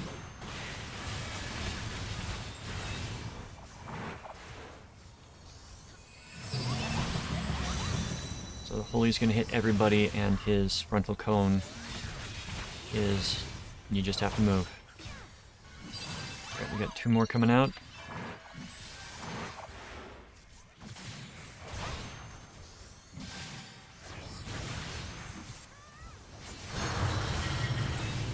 Oh. 1 person at least in each one of the comet balls.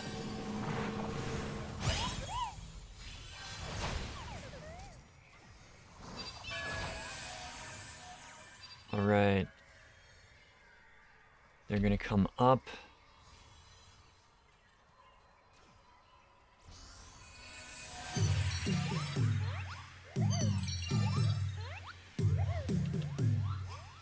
They're going to summon King Mogglemog as soon as their bars become visible.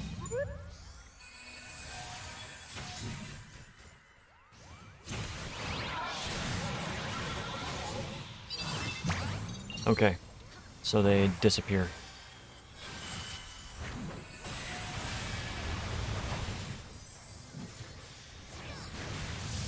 Good King's Decree. Okay, let's see what this does. He summons 2 of them down. And they just do their abilities. Okay. We got a stack mechanic. Oh! So one creates a thing of poison on the ground.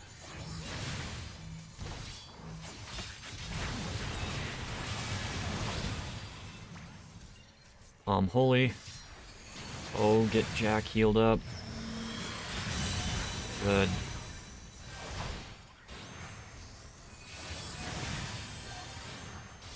So the fight is dramatically different. Good King's Decree, he's gonna summon 2 more. Do we need to kill these 2? Does not look like it. One does a large point-blank AoE, they both do large point-blank AoEs. And then he does one as well. Move will go round. You don't want to get hit by it. And then you want to run away as fast as you can, because there's another one. Meteor. Good. Tank stack. Good to introduce that mechanic now. That is a wonderful change. The red stack is Tank Buster, Tank Stack. I like this. I like the updated fight.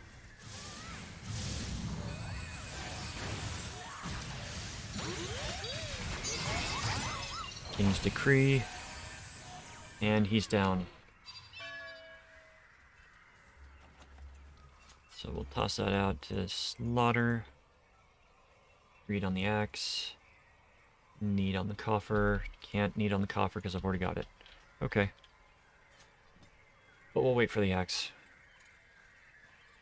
Is that... Or will we? Yeah, we can trade it. We didn't win it, that's fine.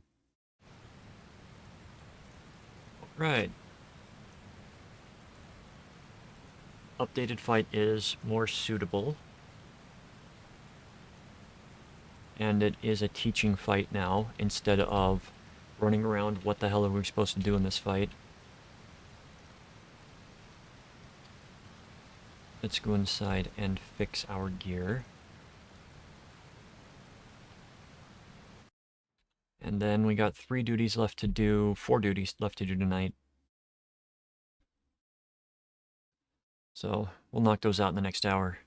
And then I will get these edited and uploaded while I sleep tonight. defender.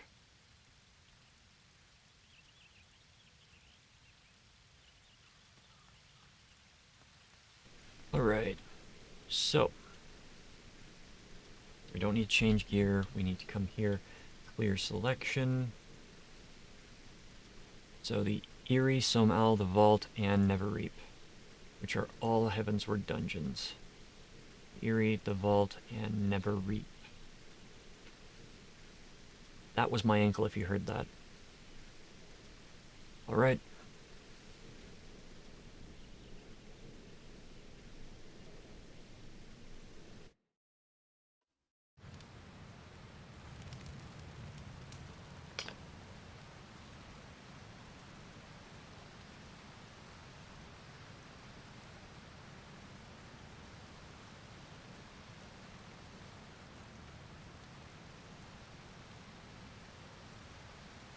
Need to find a sword and shield that suit this character.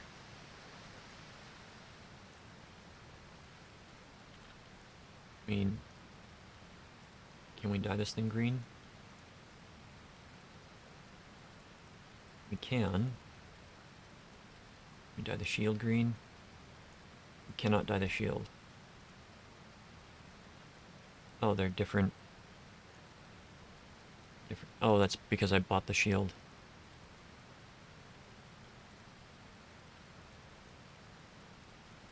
Yeah, I don't really like that. Nope.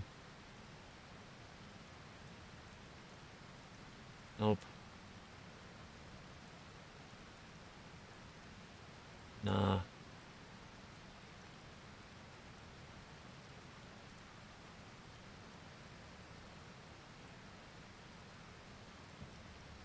I'll have to look and find something to just make it appropriate for the character.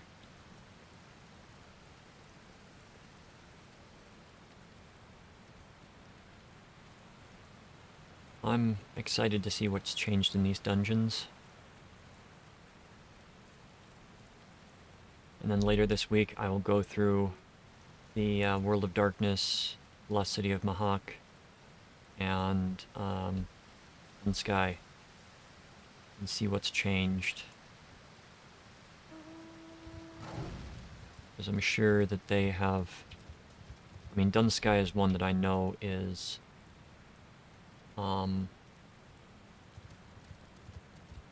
throws people off. World of Darkness as well throws people off. And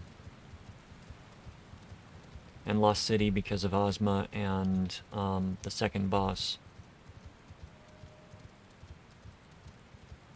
Because it is not current content, I think they are fixing fights so that they are not as damaging or putting in appropriate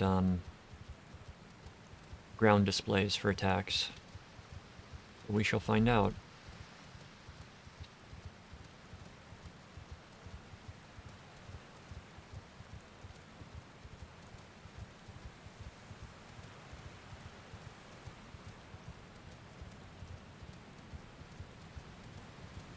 Housing enthusiast. Som all.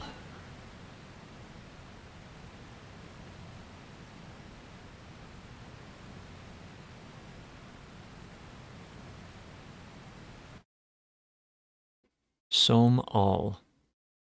6.2.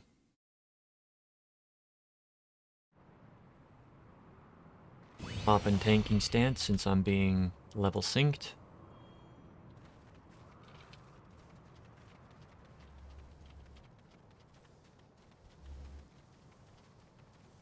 Is that the healer? That's the healer.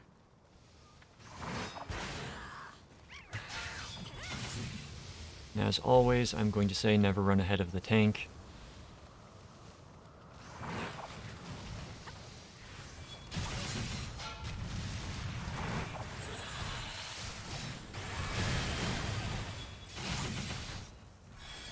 do not have my heal yet.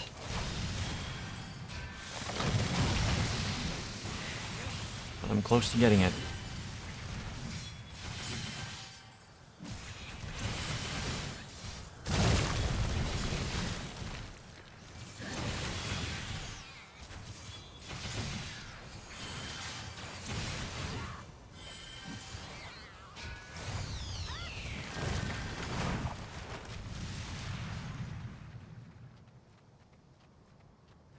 Okay. So we'll snatch this group. And immediately pull over to the Drake Spur.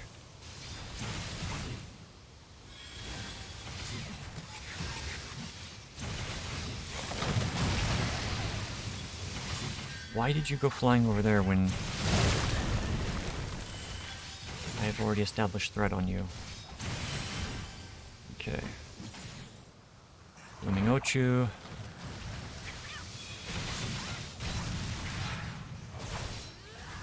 And we'll pop a couple of cooldowns for this one. Don't get a heal. I am going to... Yep, there goes Hallowed Ground.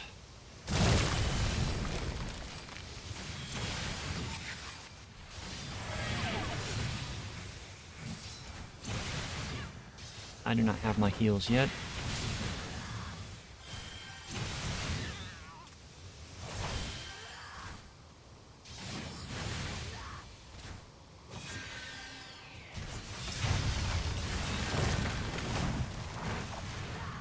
Okay, first boss. Raskovnik. The healer dropped out. Okay.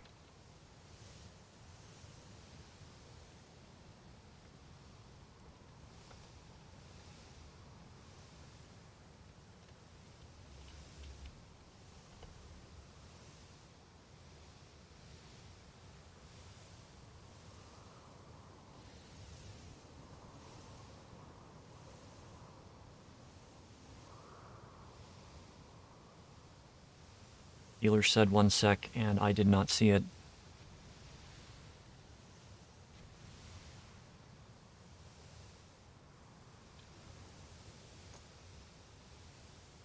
Oh, and the last healer was a conjurer. Meaning that they had not become a white mage, meaning they were they did not have many of the skills that a healer will need for this duty. Alright, Acid Rain.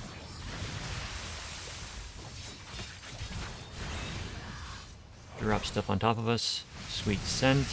It's going to summon some bees. Wasps. You don't want to be standing next to that person because they're going to get drawn in.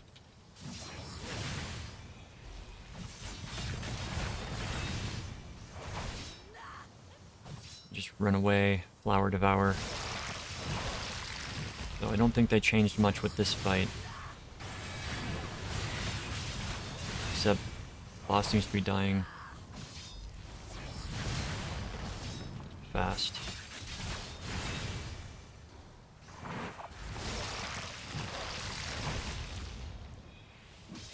Boss is gonna spit and die.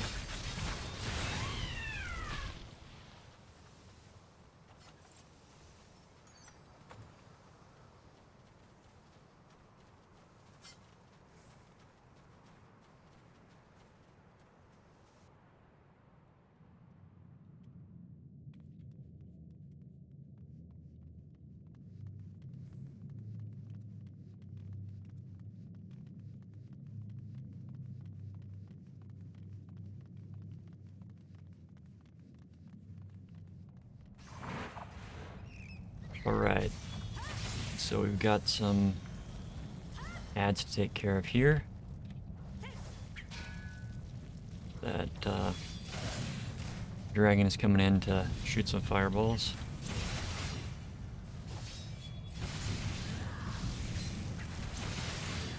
Seeing what changes in the trash, if anything. Because I know they said that some of them, the trash was going to change.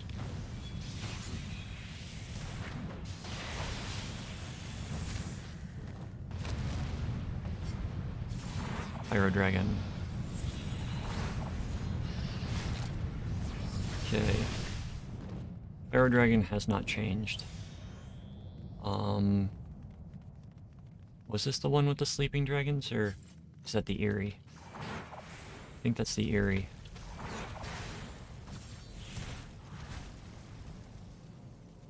Read.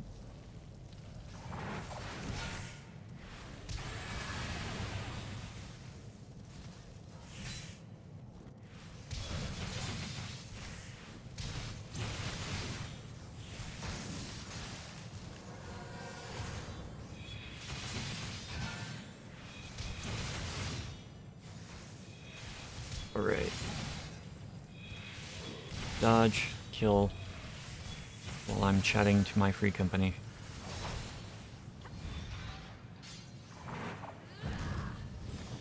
Cryo Dragon comes down. Grab, beat the crap out of.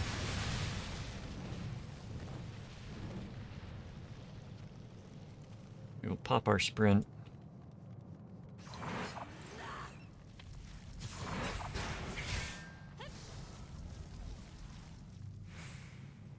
And we will kill these guys and then we'll pull the boss. I've got a feeling this boss has been changed.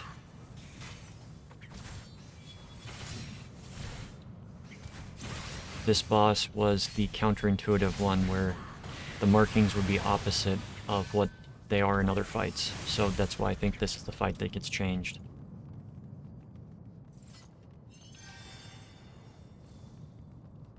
Alright, Mayath. Meath? It's Southern Math.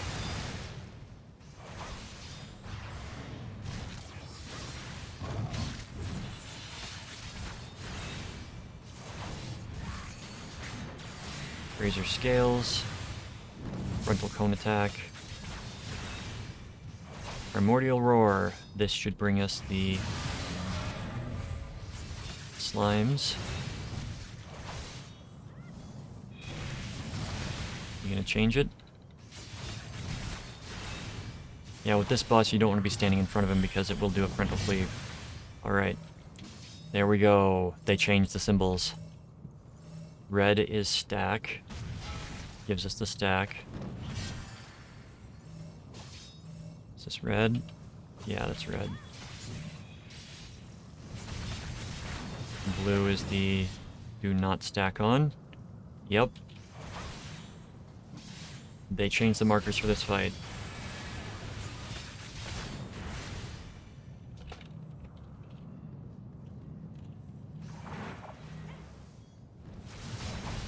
Alright, so this fight is going to be a lot easier to understand now.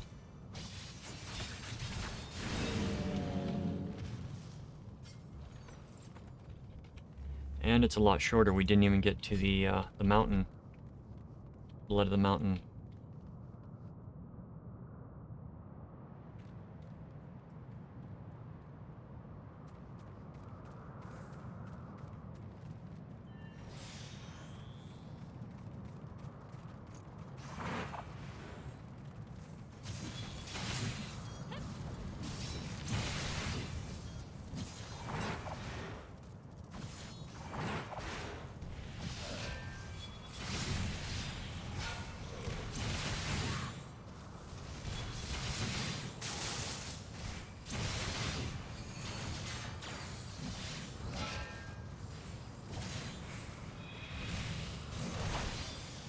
Okay.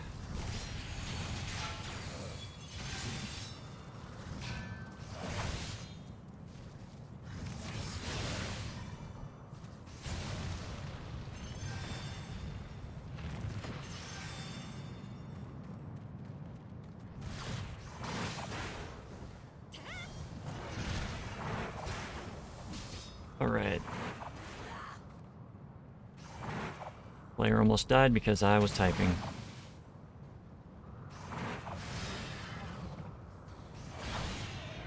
Now we get the two dragons to come down with the Ergo Dragon. So, Ergo Dragon. We gotta deal with the fire. The Ice Dragon.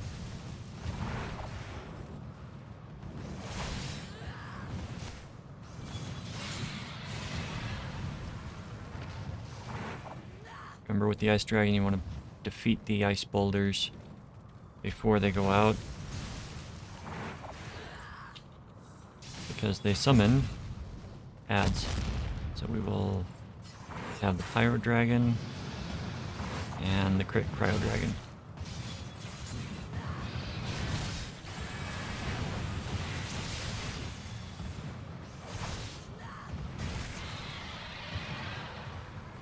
Alright.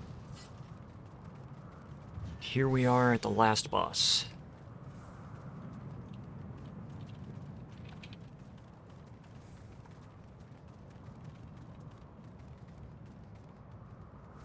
Got a feeling that they did change this guy. This lady. Just don't know how yet. Oh.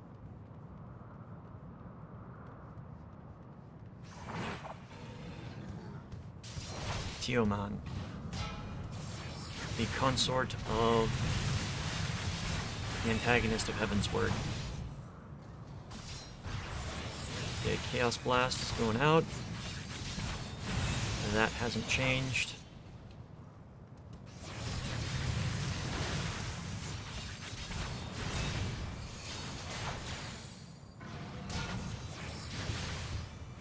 Comet.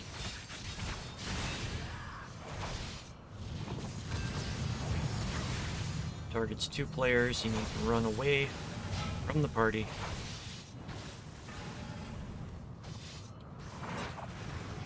And places 2 epicenter AoEs.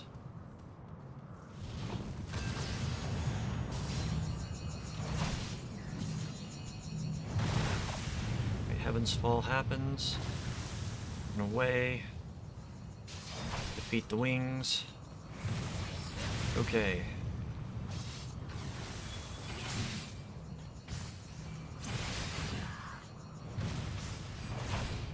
So I think the change is the boss moves to center to cast Comet now, which gives players ample time to run to a different spot,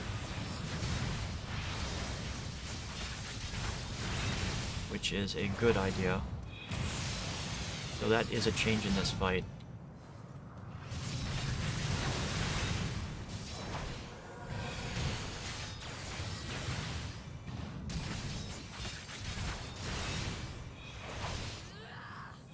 But other than that,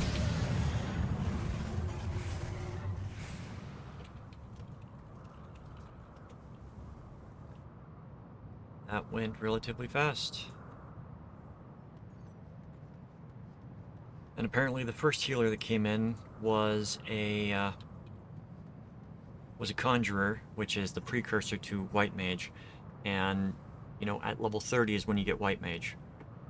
So running around as a conjurer, I mean, if you're going to be running duties with friends, I can see that. But if you're going to be doing randoms, don't do that to people. Because you are not going to be able to keep up, because there are a lot of skills and a lot of benefits that you get. Like, let's open up this. So you got the role, or the traits, that's what I'm looking at. And so tank mastery is gladiator paladin. Everything else that you get that improves your skills is paladin. Every single skill. If you look in the lower right hand corner, you'll see that they all say PLD. They don't say gladiator paladin. So you will be doing a disservice to the people that you're running with.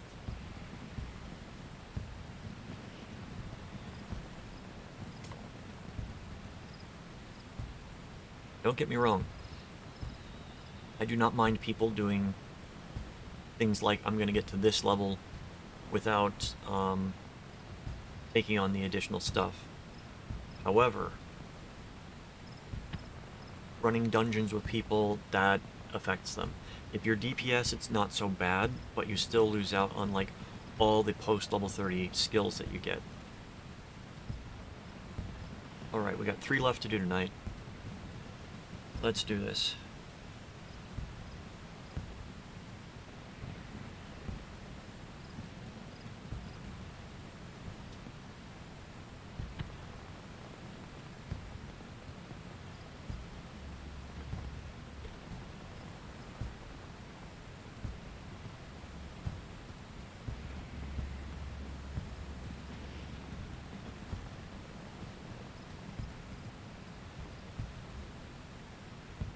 One of the things that you can also come across is some gear is...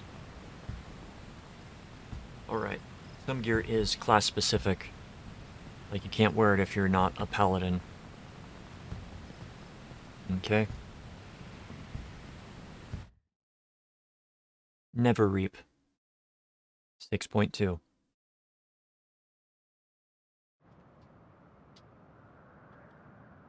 Alright, let's see what has changed.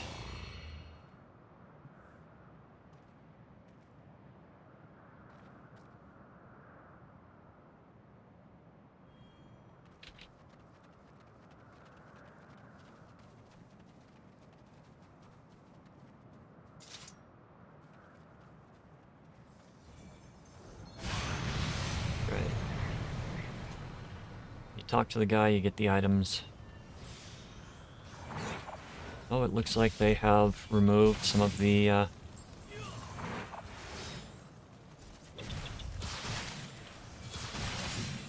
some of the environmental effects. We'll see if it... well, maybe not.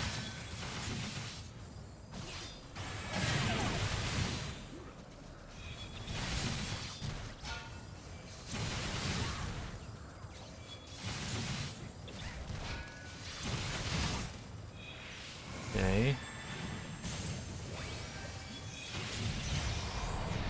Alter.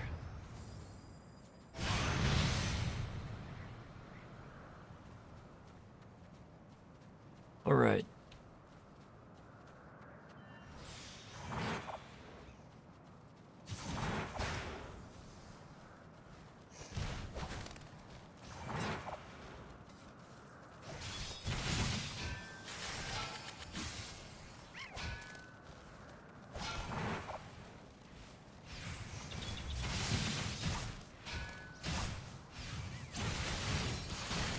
Cooldowns, dodge. Dodge, we don't want people to get... You can't fall off the edge, which is what I was just thinking. If I move too far, I'll fall off the edge, but I won't fall off the edge, because you can't.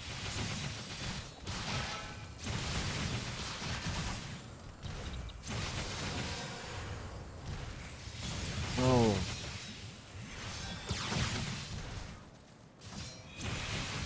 Scared me.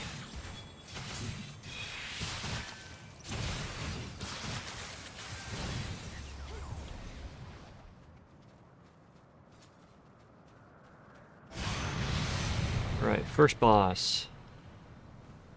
Let's see if this changes anything.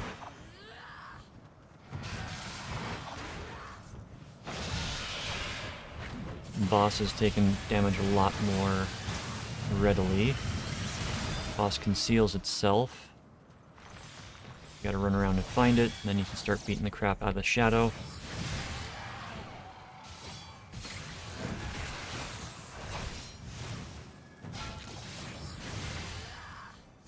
So this boss doesn't look like it's changed much.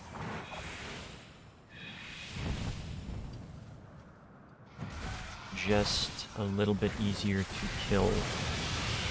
But that could also be due to the gear and the fact that this is first expansion.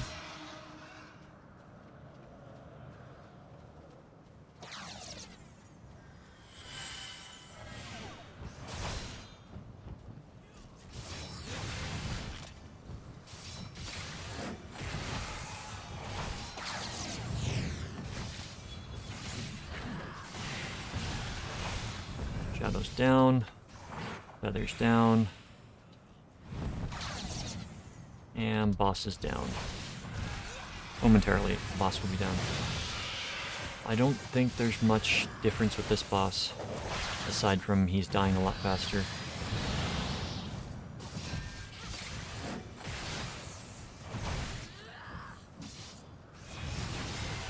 Right.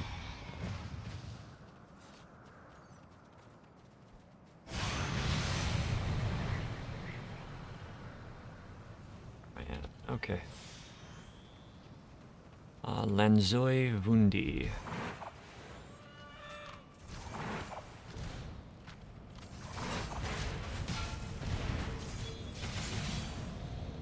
You got a caster in the group, always pull over to the caster if you can, so that you can AoE everything down.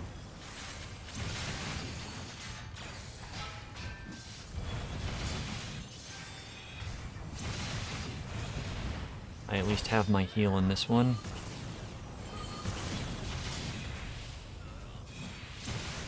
can give myself a nice heal if I need it.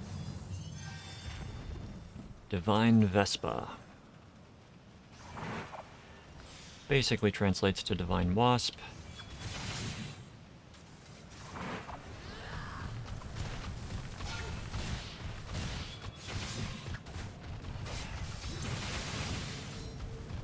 Okay, let's get...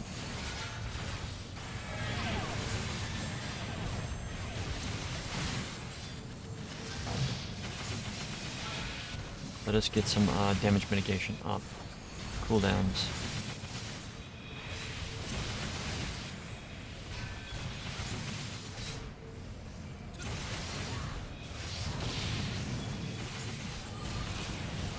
I don't know if the wasps do final... They do final sting.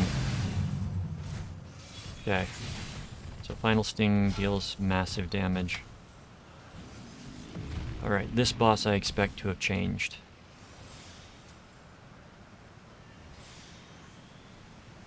This was the you have to pick up the totems boss.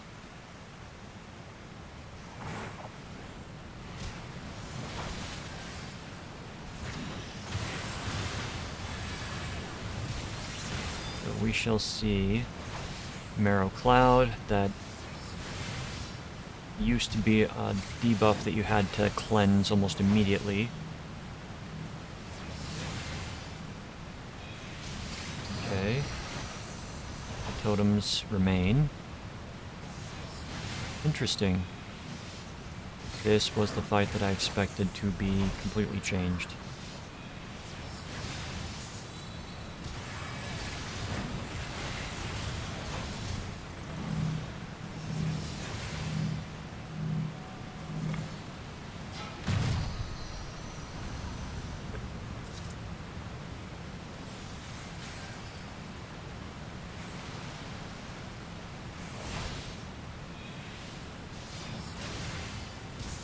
Now, you want to pick up the totems and move them out of the circle.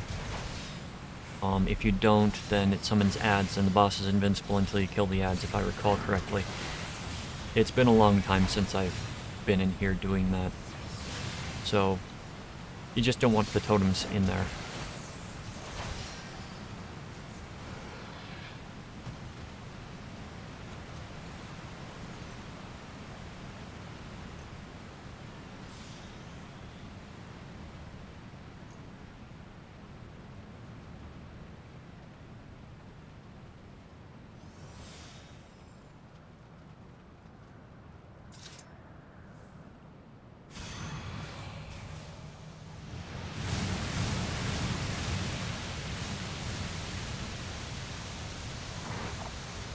Okay. Okay, that still happens. So you don't want to be standing in the water when it comes up, because it will deal DPS and it will deal damage to you and distort how you look at the world.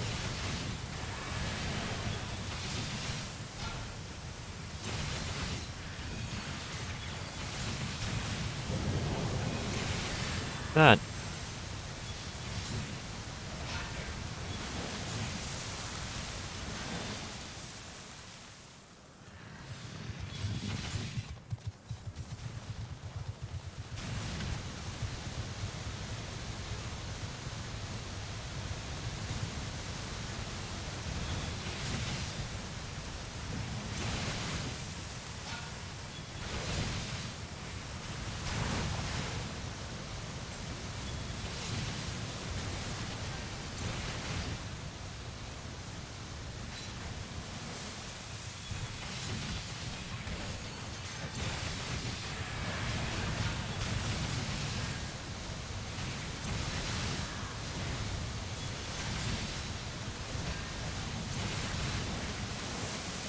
Right, once these guys are down...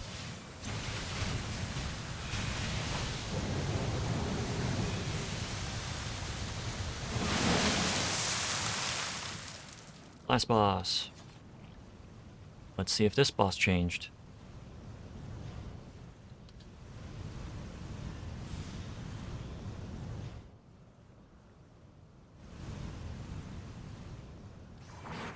Alright. You can fall off the edge in this one. I don't know if they fixed it to where... Okay, that's probably what they did. If you fall off the edge, you can be resurrected now. I think that is the, what happened. That's my assumption. Because before, if you fell off the edge, you just died. Okay, defeat the Gales. While avoiding the charging of the boss.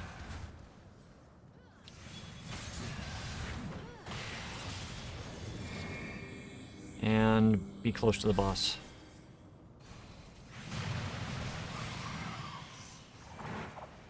Boss summons Tornado.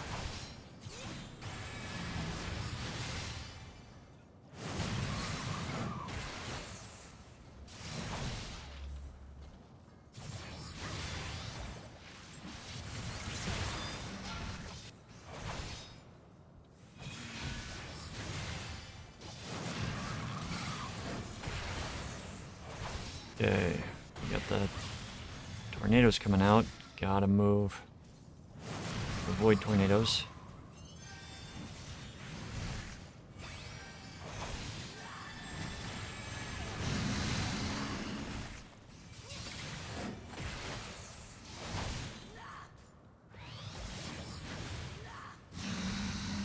Right.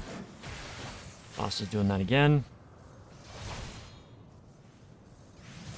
This was one where you did not want to kill these until the boss was anywhere away from the middle because you can get knocked off the edge. Arm's length activated. We don't get knocked back. The knockback power has been reduced, so that is known.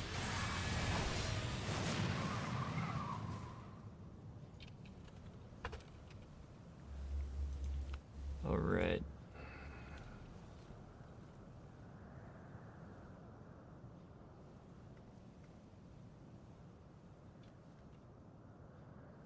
Alright.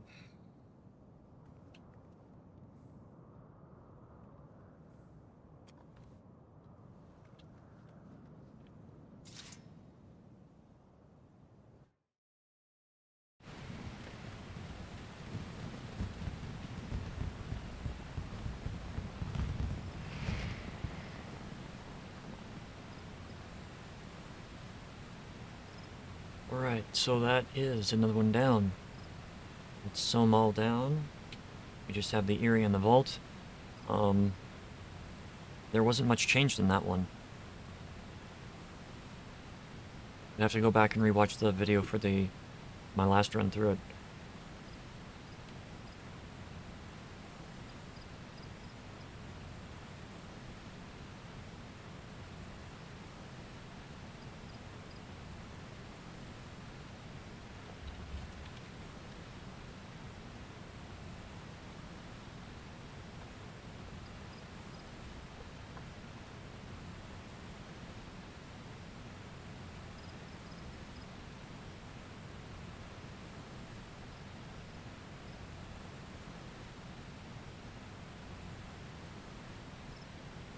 Alright.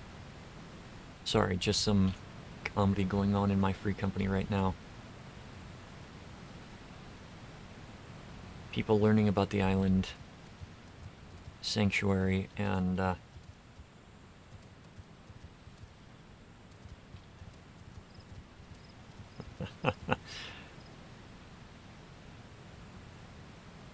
so it looks like we've got 2 left.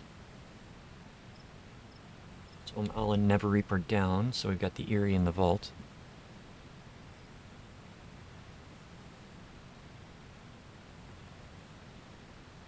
Just, yeah, a lot of stuff going on.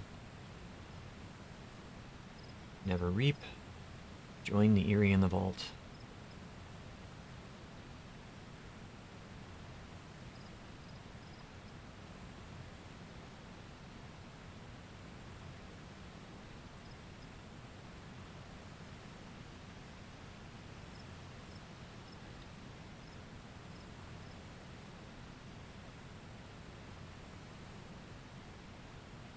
The Vault.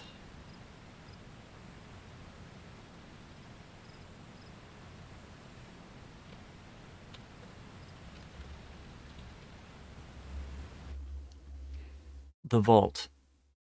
6.2.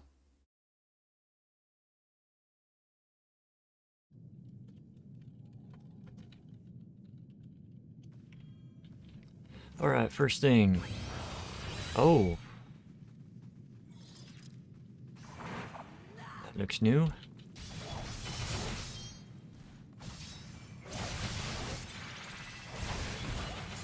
They're just waiting right there for us. Oh, and they are going down fast.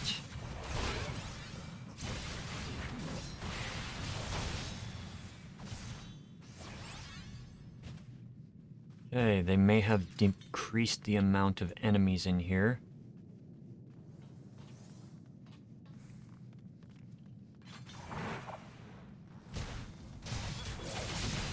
Pull back to the auditor because the auditor is arranged. DPS down faster.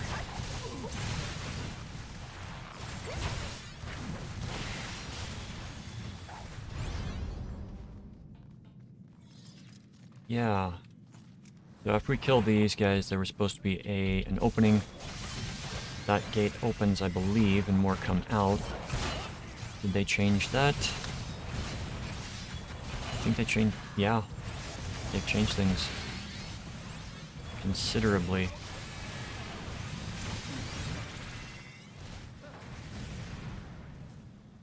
Okay, I approve of the changes.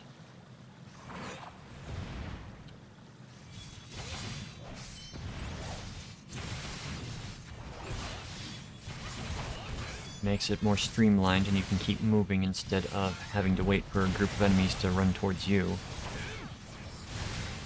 See if they change the bosses. Excuse me. Boss 1, Sir Adafel Brightblade. Go on to the Deacon, who is the Ranger.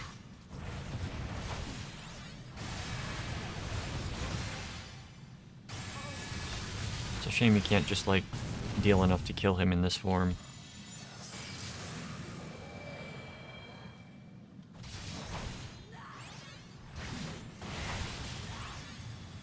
Holiest of Holy.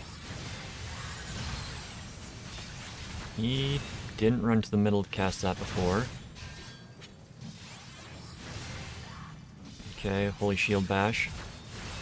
He's gonna charge you, hit you with it, stun you, and do a mini limit break on you. Alright, he does the charging.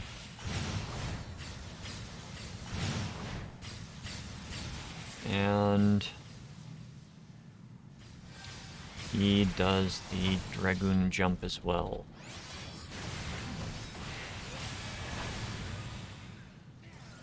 So Holiest of Holy, he moves to the center to cast now, instead of just casting where he was.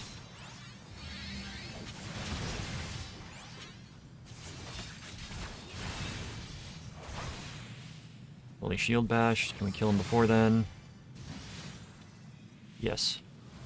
Are you gonna die quicker now so we can advance faster, or... Nope.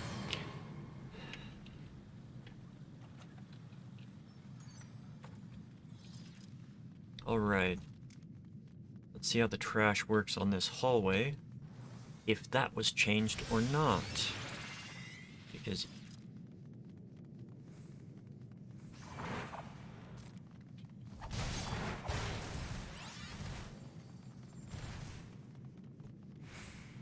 Okay.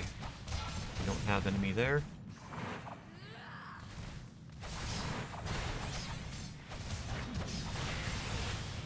Is the... Nope. Okay. So the reason you want to come around this corner is to line of sight the Deacon so that it runs up to attack. So you can just kill things in a pile. Like you do.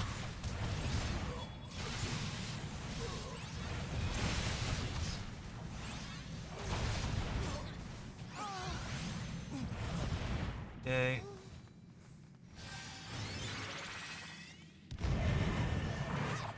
Face the hero and face the hero.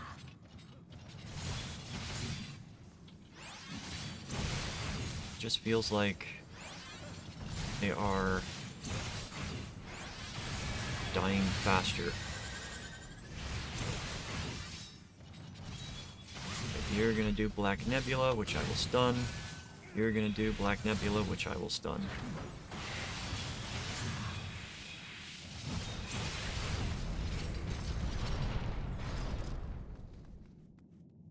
Okay, so far the only change is the Holiest of Holy, and that could be my imagination. Well, and some of the enemies at the start.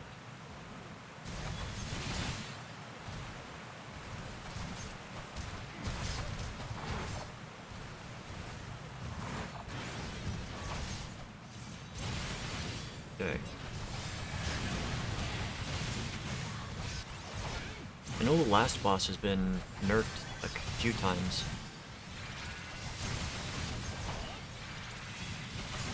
That might actually be what they are, that they changed.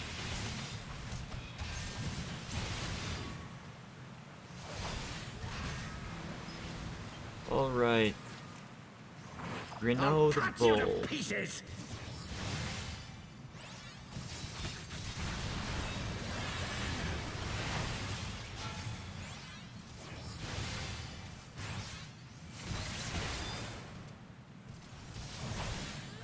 I will not yield to you!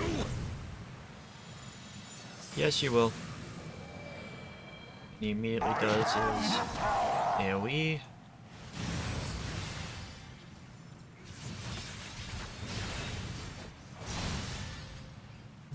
Heavy swing.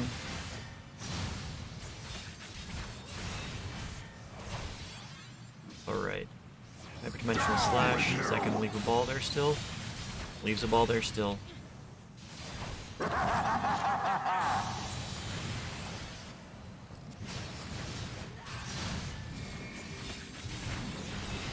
arm's length so we don't get knocked back. Monk knows about arm's length, which is good. Oh! Okay, that is a good change. Those balls used to persist after every attack. They do not persist now. So you could have like 6 or 7 of those balls active at a time. Not anymore. Which is good.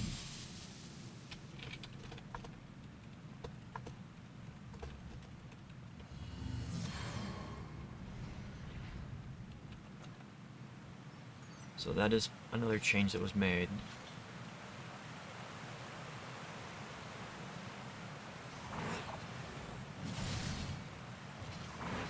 It's more forgiving for people that aren't running these over and over for requirements to get their dailies.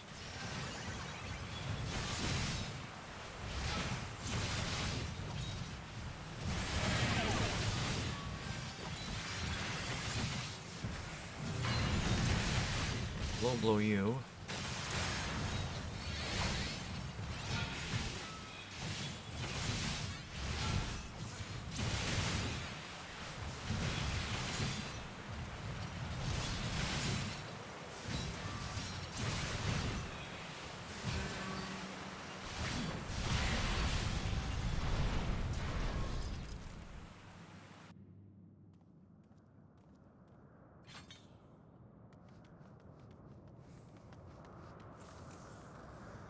Oh, they moved them to the top of the stairs.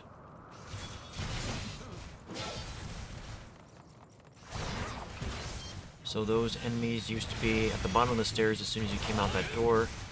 You'd have to fight them.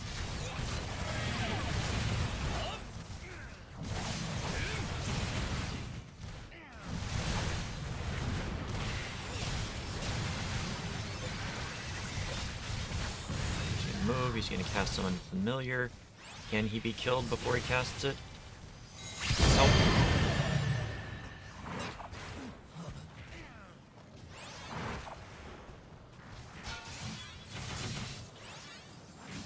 Still a pain in the butt to pick those up.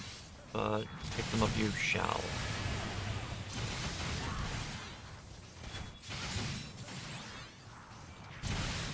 Right.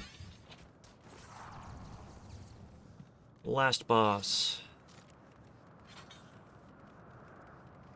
Let us see what has changed with the last boss.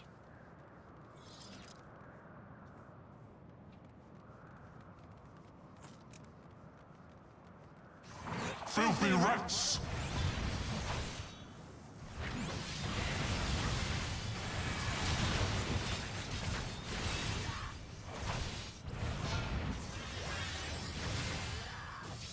Be done with you! Heaven's Flame, targeted ground AoE.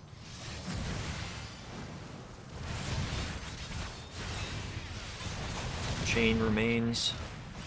You get the chain, run away from each other. The advancing knights. Do not be standing where they are advancing, or you will take heavy damage. Boss disappears. And now the final curtain! Oh, the Holy Flames are closer inside instead of being farther on the out. They move the flames in. Because they used to be like right there, etc.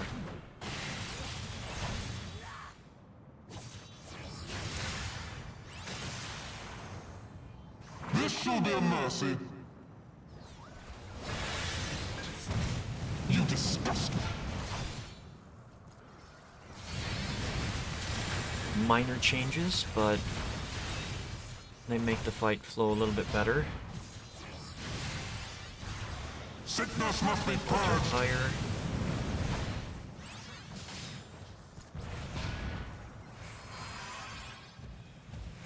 Be done with you! Just holy chain going out.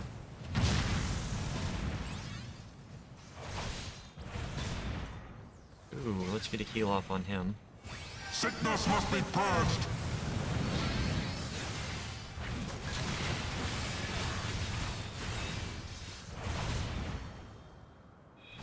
So minor changes in some of the boss fights. Last boss mechanics have not really changed. He just does the mechanics less frequently.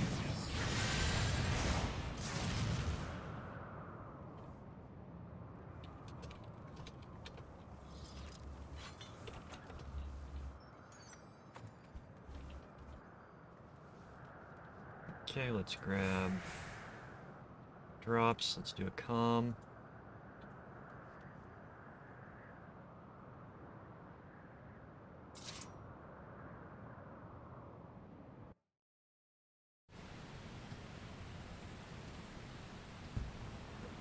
Alright.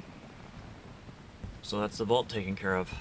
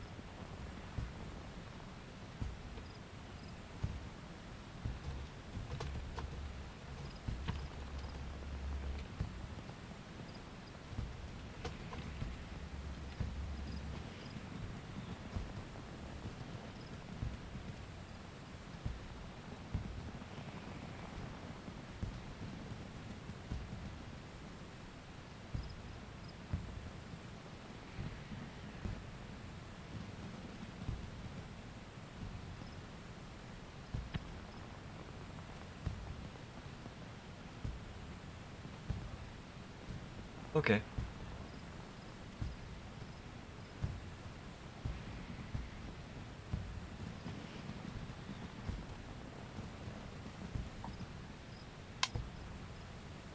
All right. Sorry, just finishing off my juice box.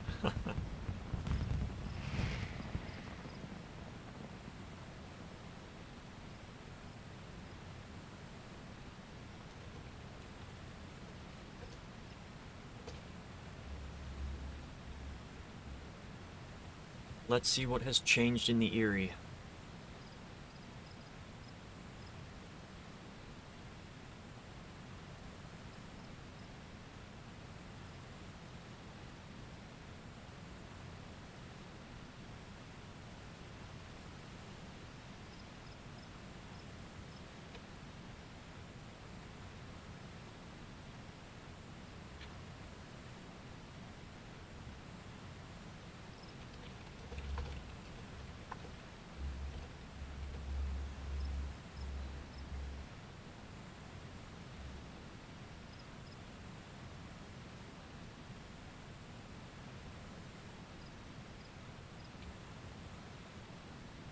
Alright, we're just gonna wait on this to pop.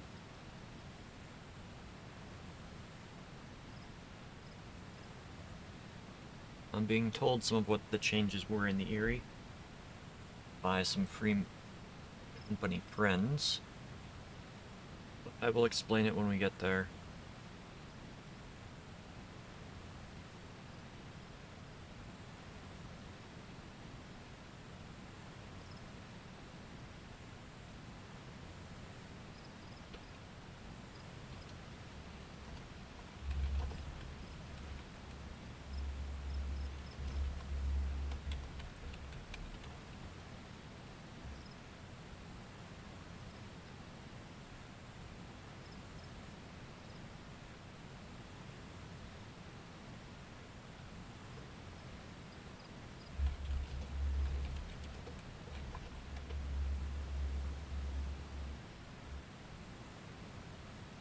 Okay.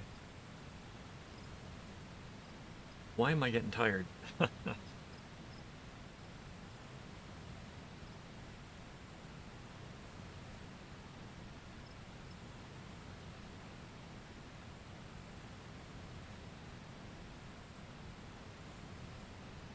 Alright, let's run around a bit. Make the game think I'm actually going to be doing something, and it will... See? See?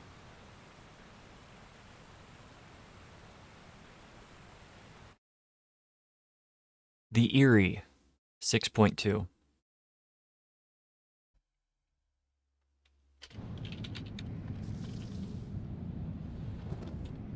Alright, popping Iron Will. We do not have our heal in this one, so we gotta be careful. We still have the lightning strikes as we progress. Air begins to crackle.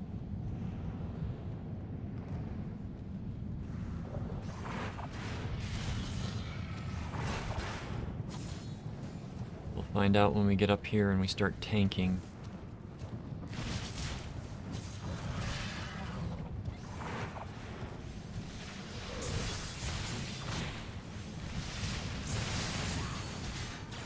Okay, I'm just gonna hallowed ground there.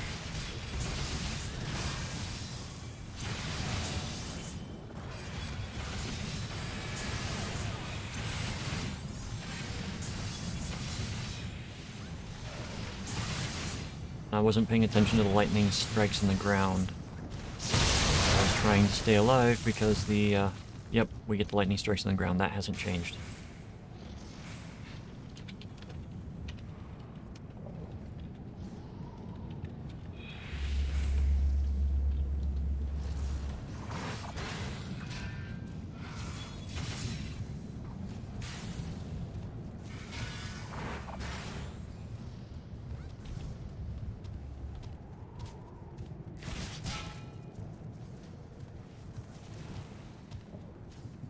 Alright. The healer forgot what they were playing for a moment. That can happen in this game. Alright, so just dodge out of stuff.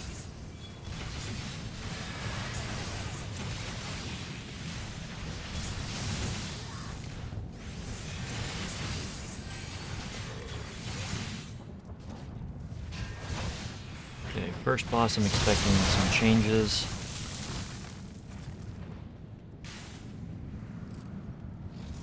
The towers are still there, so they might still be part of this. Rangda.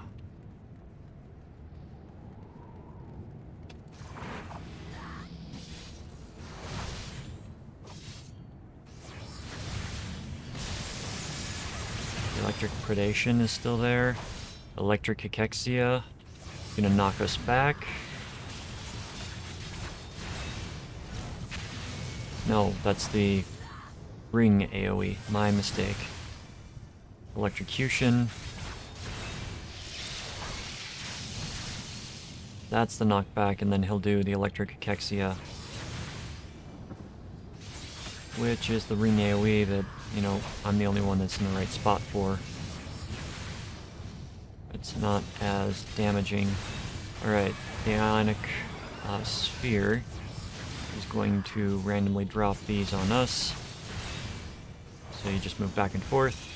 He does the blink, so nothing has changed with the first boss. Ad gets summoned.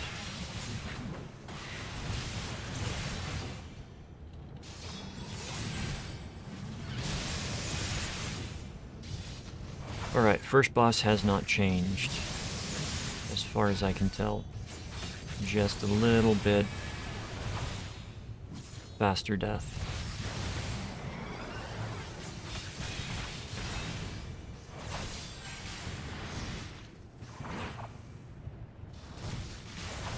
Just focus on Rangda.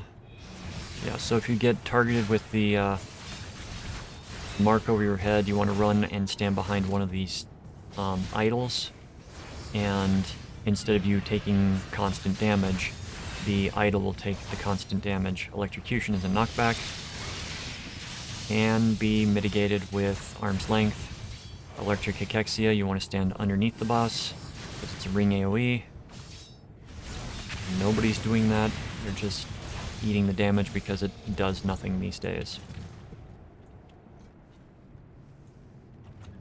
Alright. I'm gonna have a lot of gear to turn in today.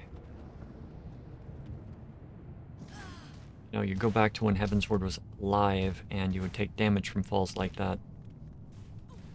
Alright. Do we have sleeping dragons? We still have sleeping dragons. Are they awake? Looks like they're awake. No longer sleeping.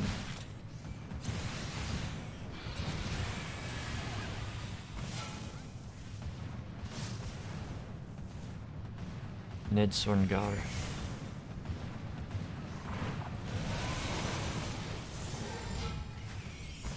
We do not have hallowed ground,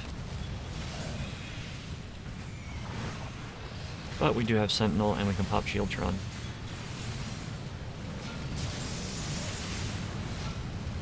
So we just do the AoEs, get everybody stacked up, pop Shieldtron again.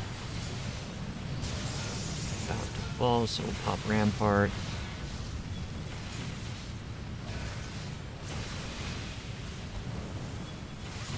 So it looks like the dragons may not be asleep anymore here. I'll find out in the next spot. I know for a fact that there's a sleeping dragon in the next spot. Where there was.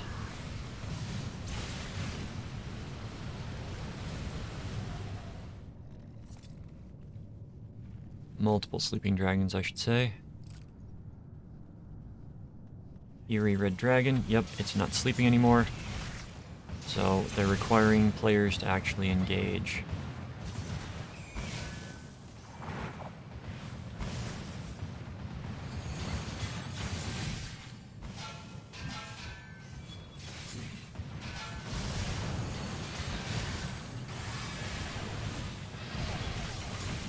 And now we'll use Arm's Length as well to slow them down. I have no more defensive skills, but I do have a stun.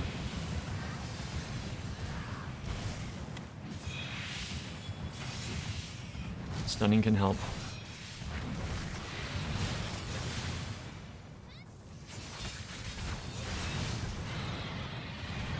I'll come over and hit the coffer.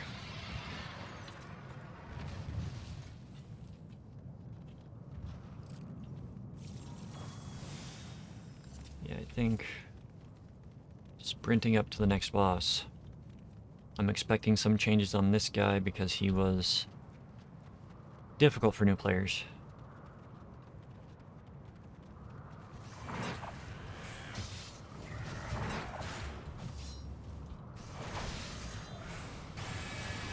Proximity Pyre, point blank AoE.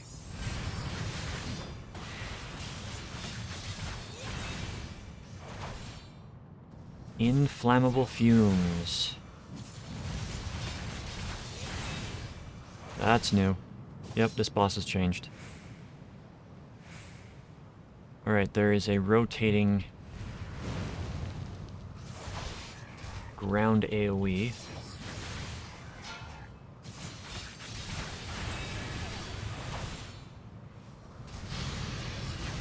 Well, that's new.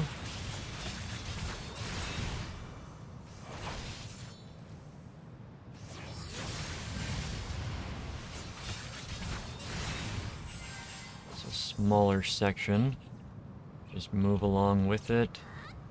They will gradually move away from the boss. So, second boss has changed dramatically.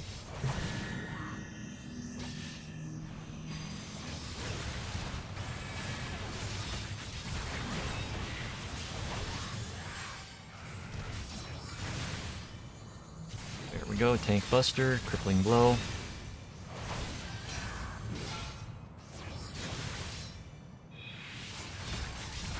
Inflammable Fumes again. So he summons Fumes. And he does point blank AoE this time. Fumes gradually expand out in 4 large circles, dodge out of them, avoid them as they're moving. Bellows is raid-wide damage.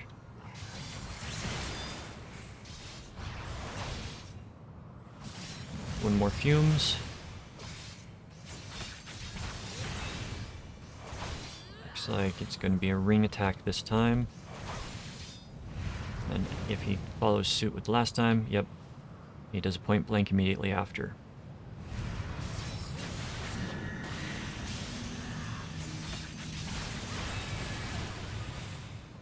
Body Slam is a knockback. Minor knockback, just handle it as best you can.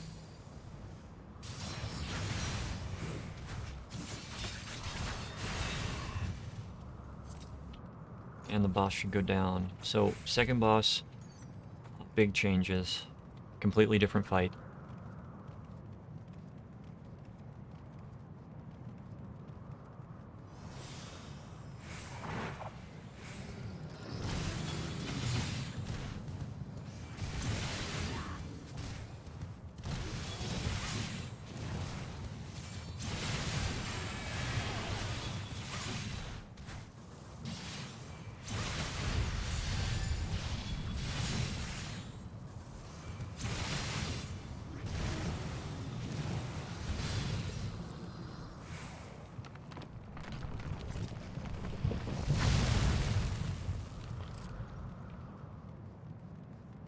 Right, this is going to remain the same.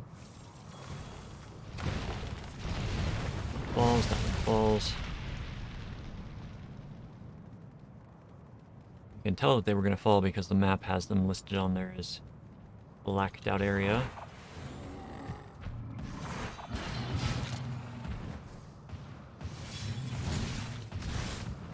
Just these two.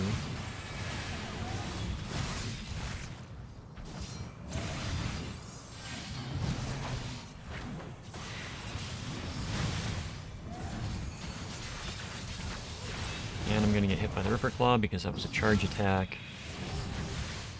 Charge attack based on visual cues only. There's some bosses like that.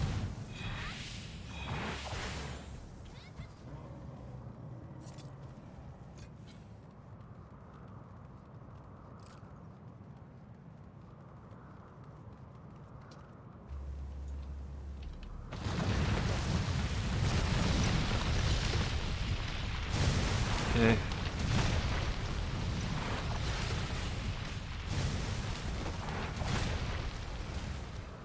Grab them, come up here. Gary Wavwa. I have no idea how to pronounce that.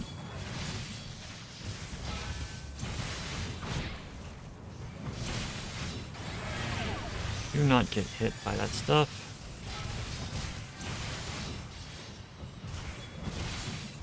Do not have my heals, so I gotta target them. They die quickly though.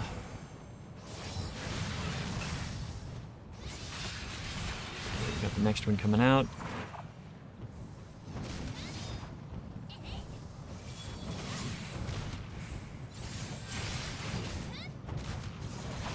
Right. And we are at the final boss, whose name I've remembered is Needhog.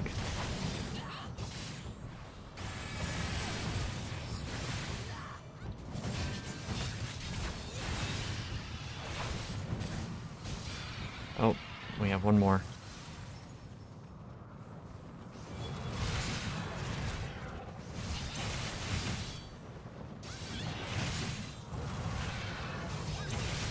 I was a bit presumptuous there. Premature, that's the word. Premature, not presumptuous. Alright. Well, the first thing I notice is that Estinian is gone. Wait for them. So I'm going to grab the boss. Going to rotate around. Deafening bellow. No idea what that is. Grade-wide damage. Oh! Hot Tail. That's an ability from his, he's got them both. Okay, so he's using the abilities that he uses in the later, trial that he's a part of. Oh. Don't be standing there. Move out of those.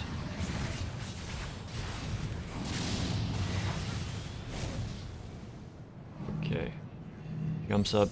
Do not stack. Oh. He's doing his abilities from the trial now. That is actually really smart.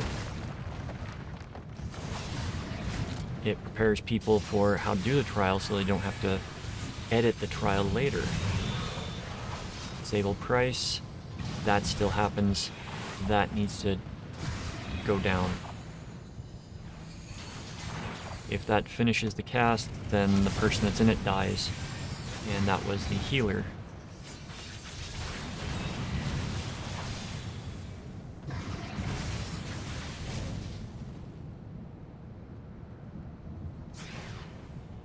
Oh.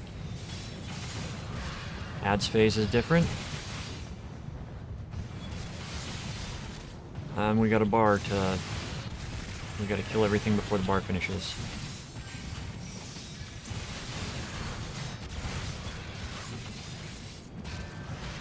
It's just one group, we are gonna be fine. Another group spawns. Could be a little difficult, but not impossible.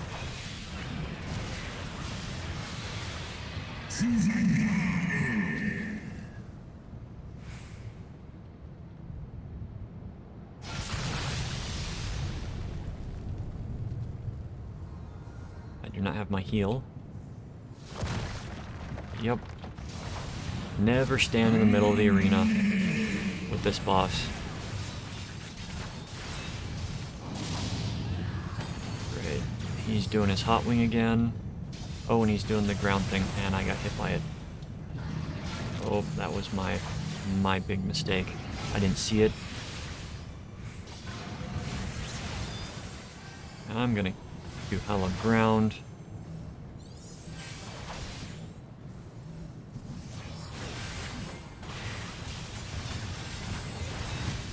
Oh, he's not doing Ankh Morn, which is interesting.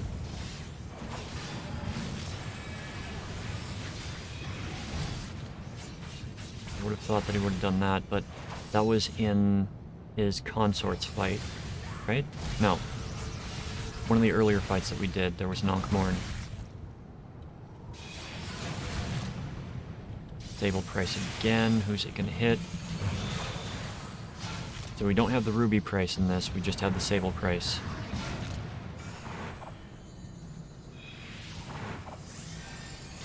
That. Break it, break it. There you go.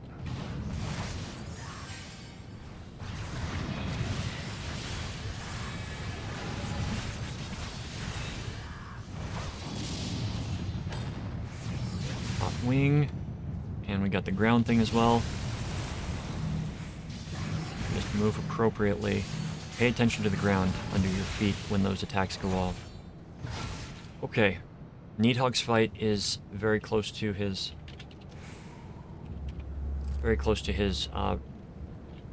trial version.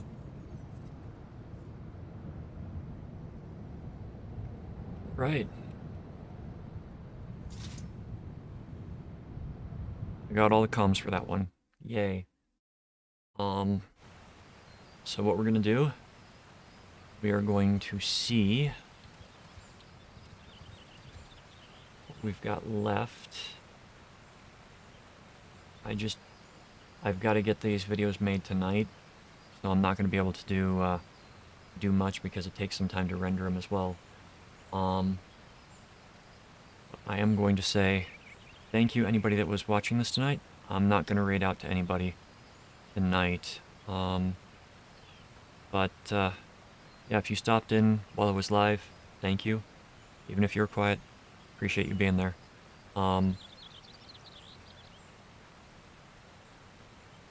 If you're watching this on YouTube, made it this far, thanks for watching this far. So I hope that you have a good night. I will be back soon with the other 3 duties, and we'll see where things go from there. I'm gonna try to do some stuff, but I can't make any promises right now. Life is just too hectic, and this week has been difficult just doing what I've done. So, have a good one. I will see you later. Take care.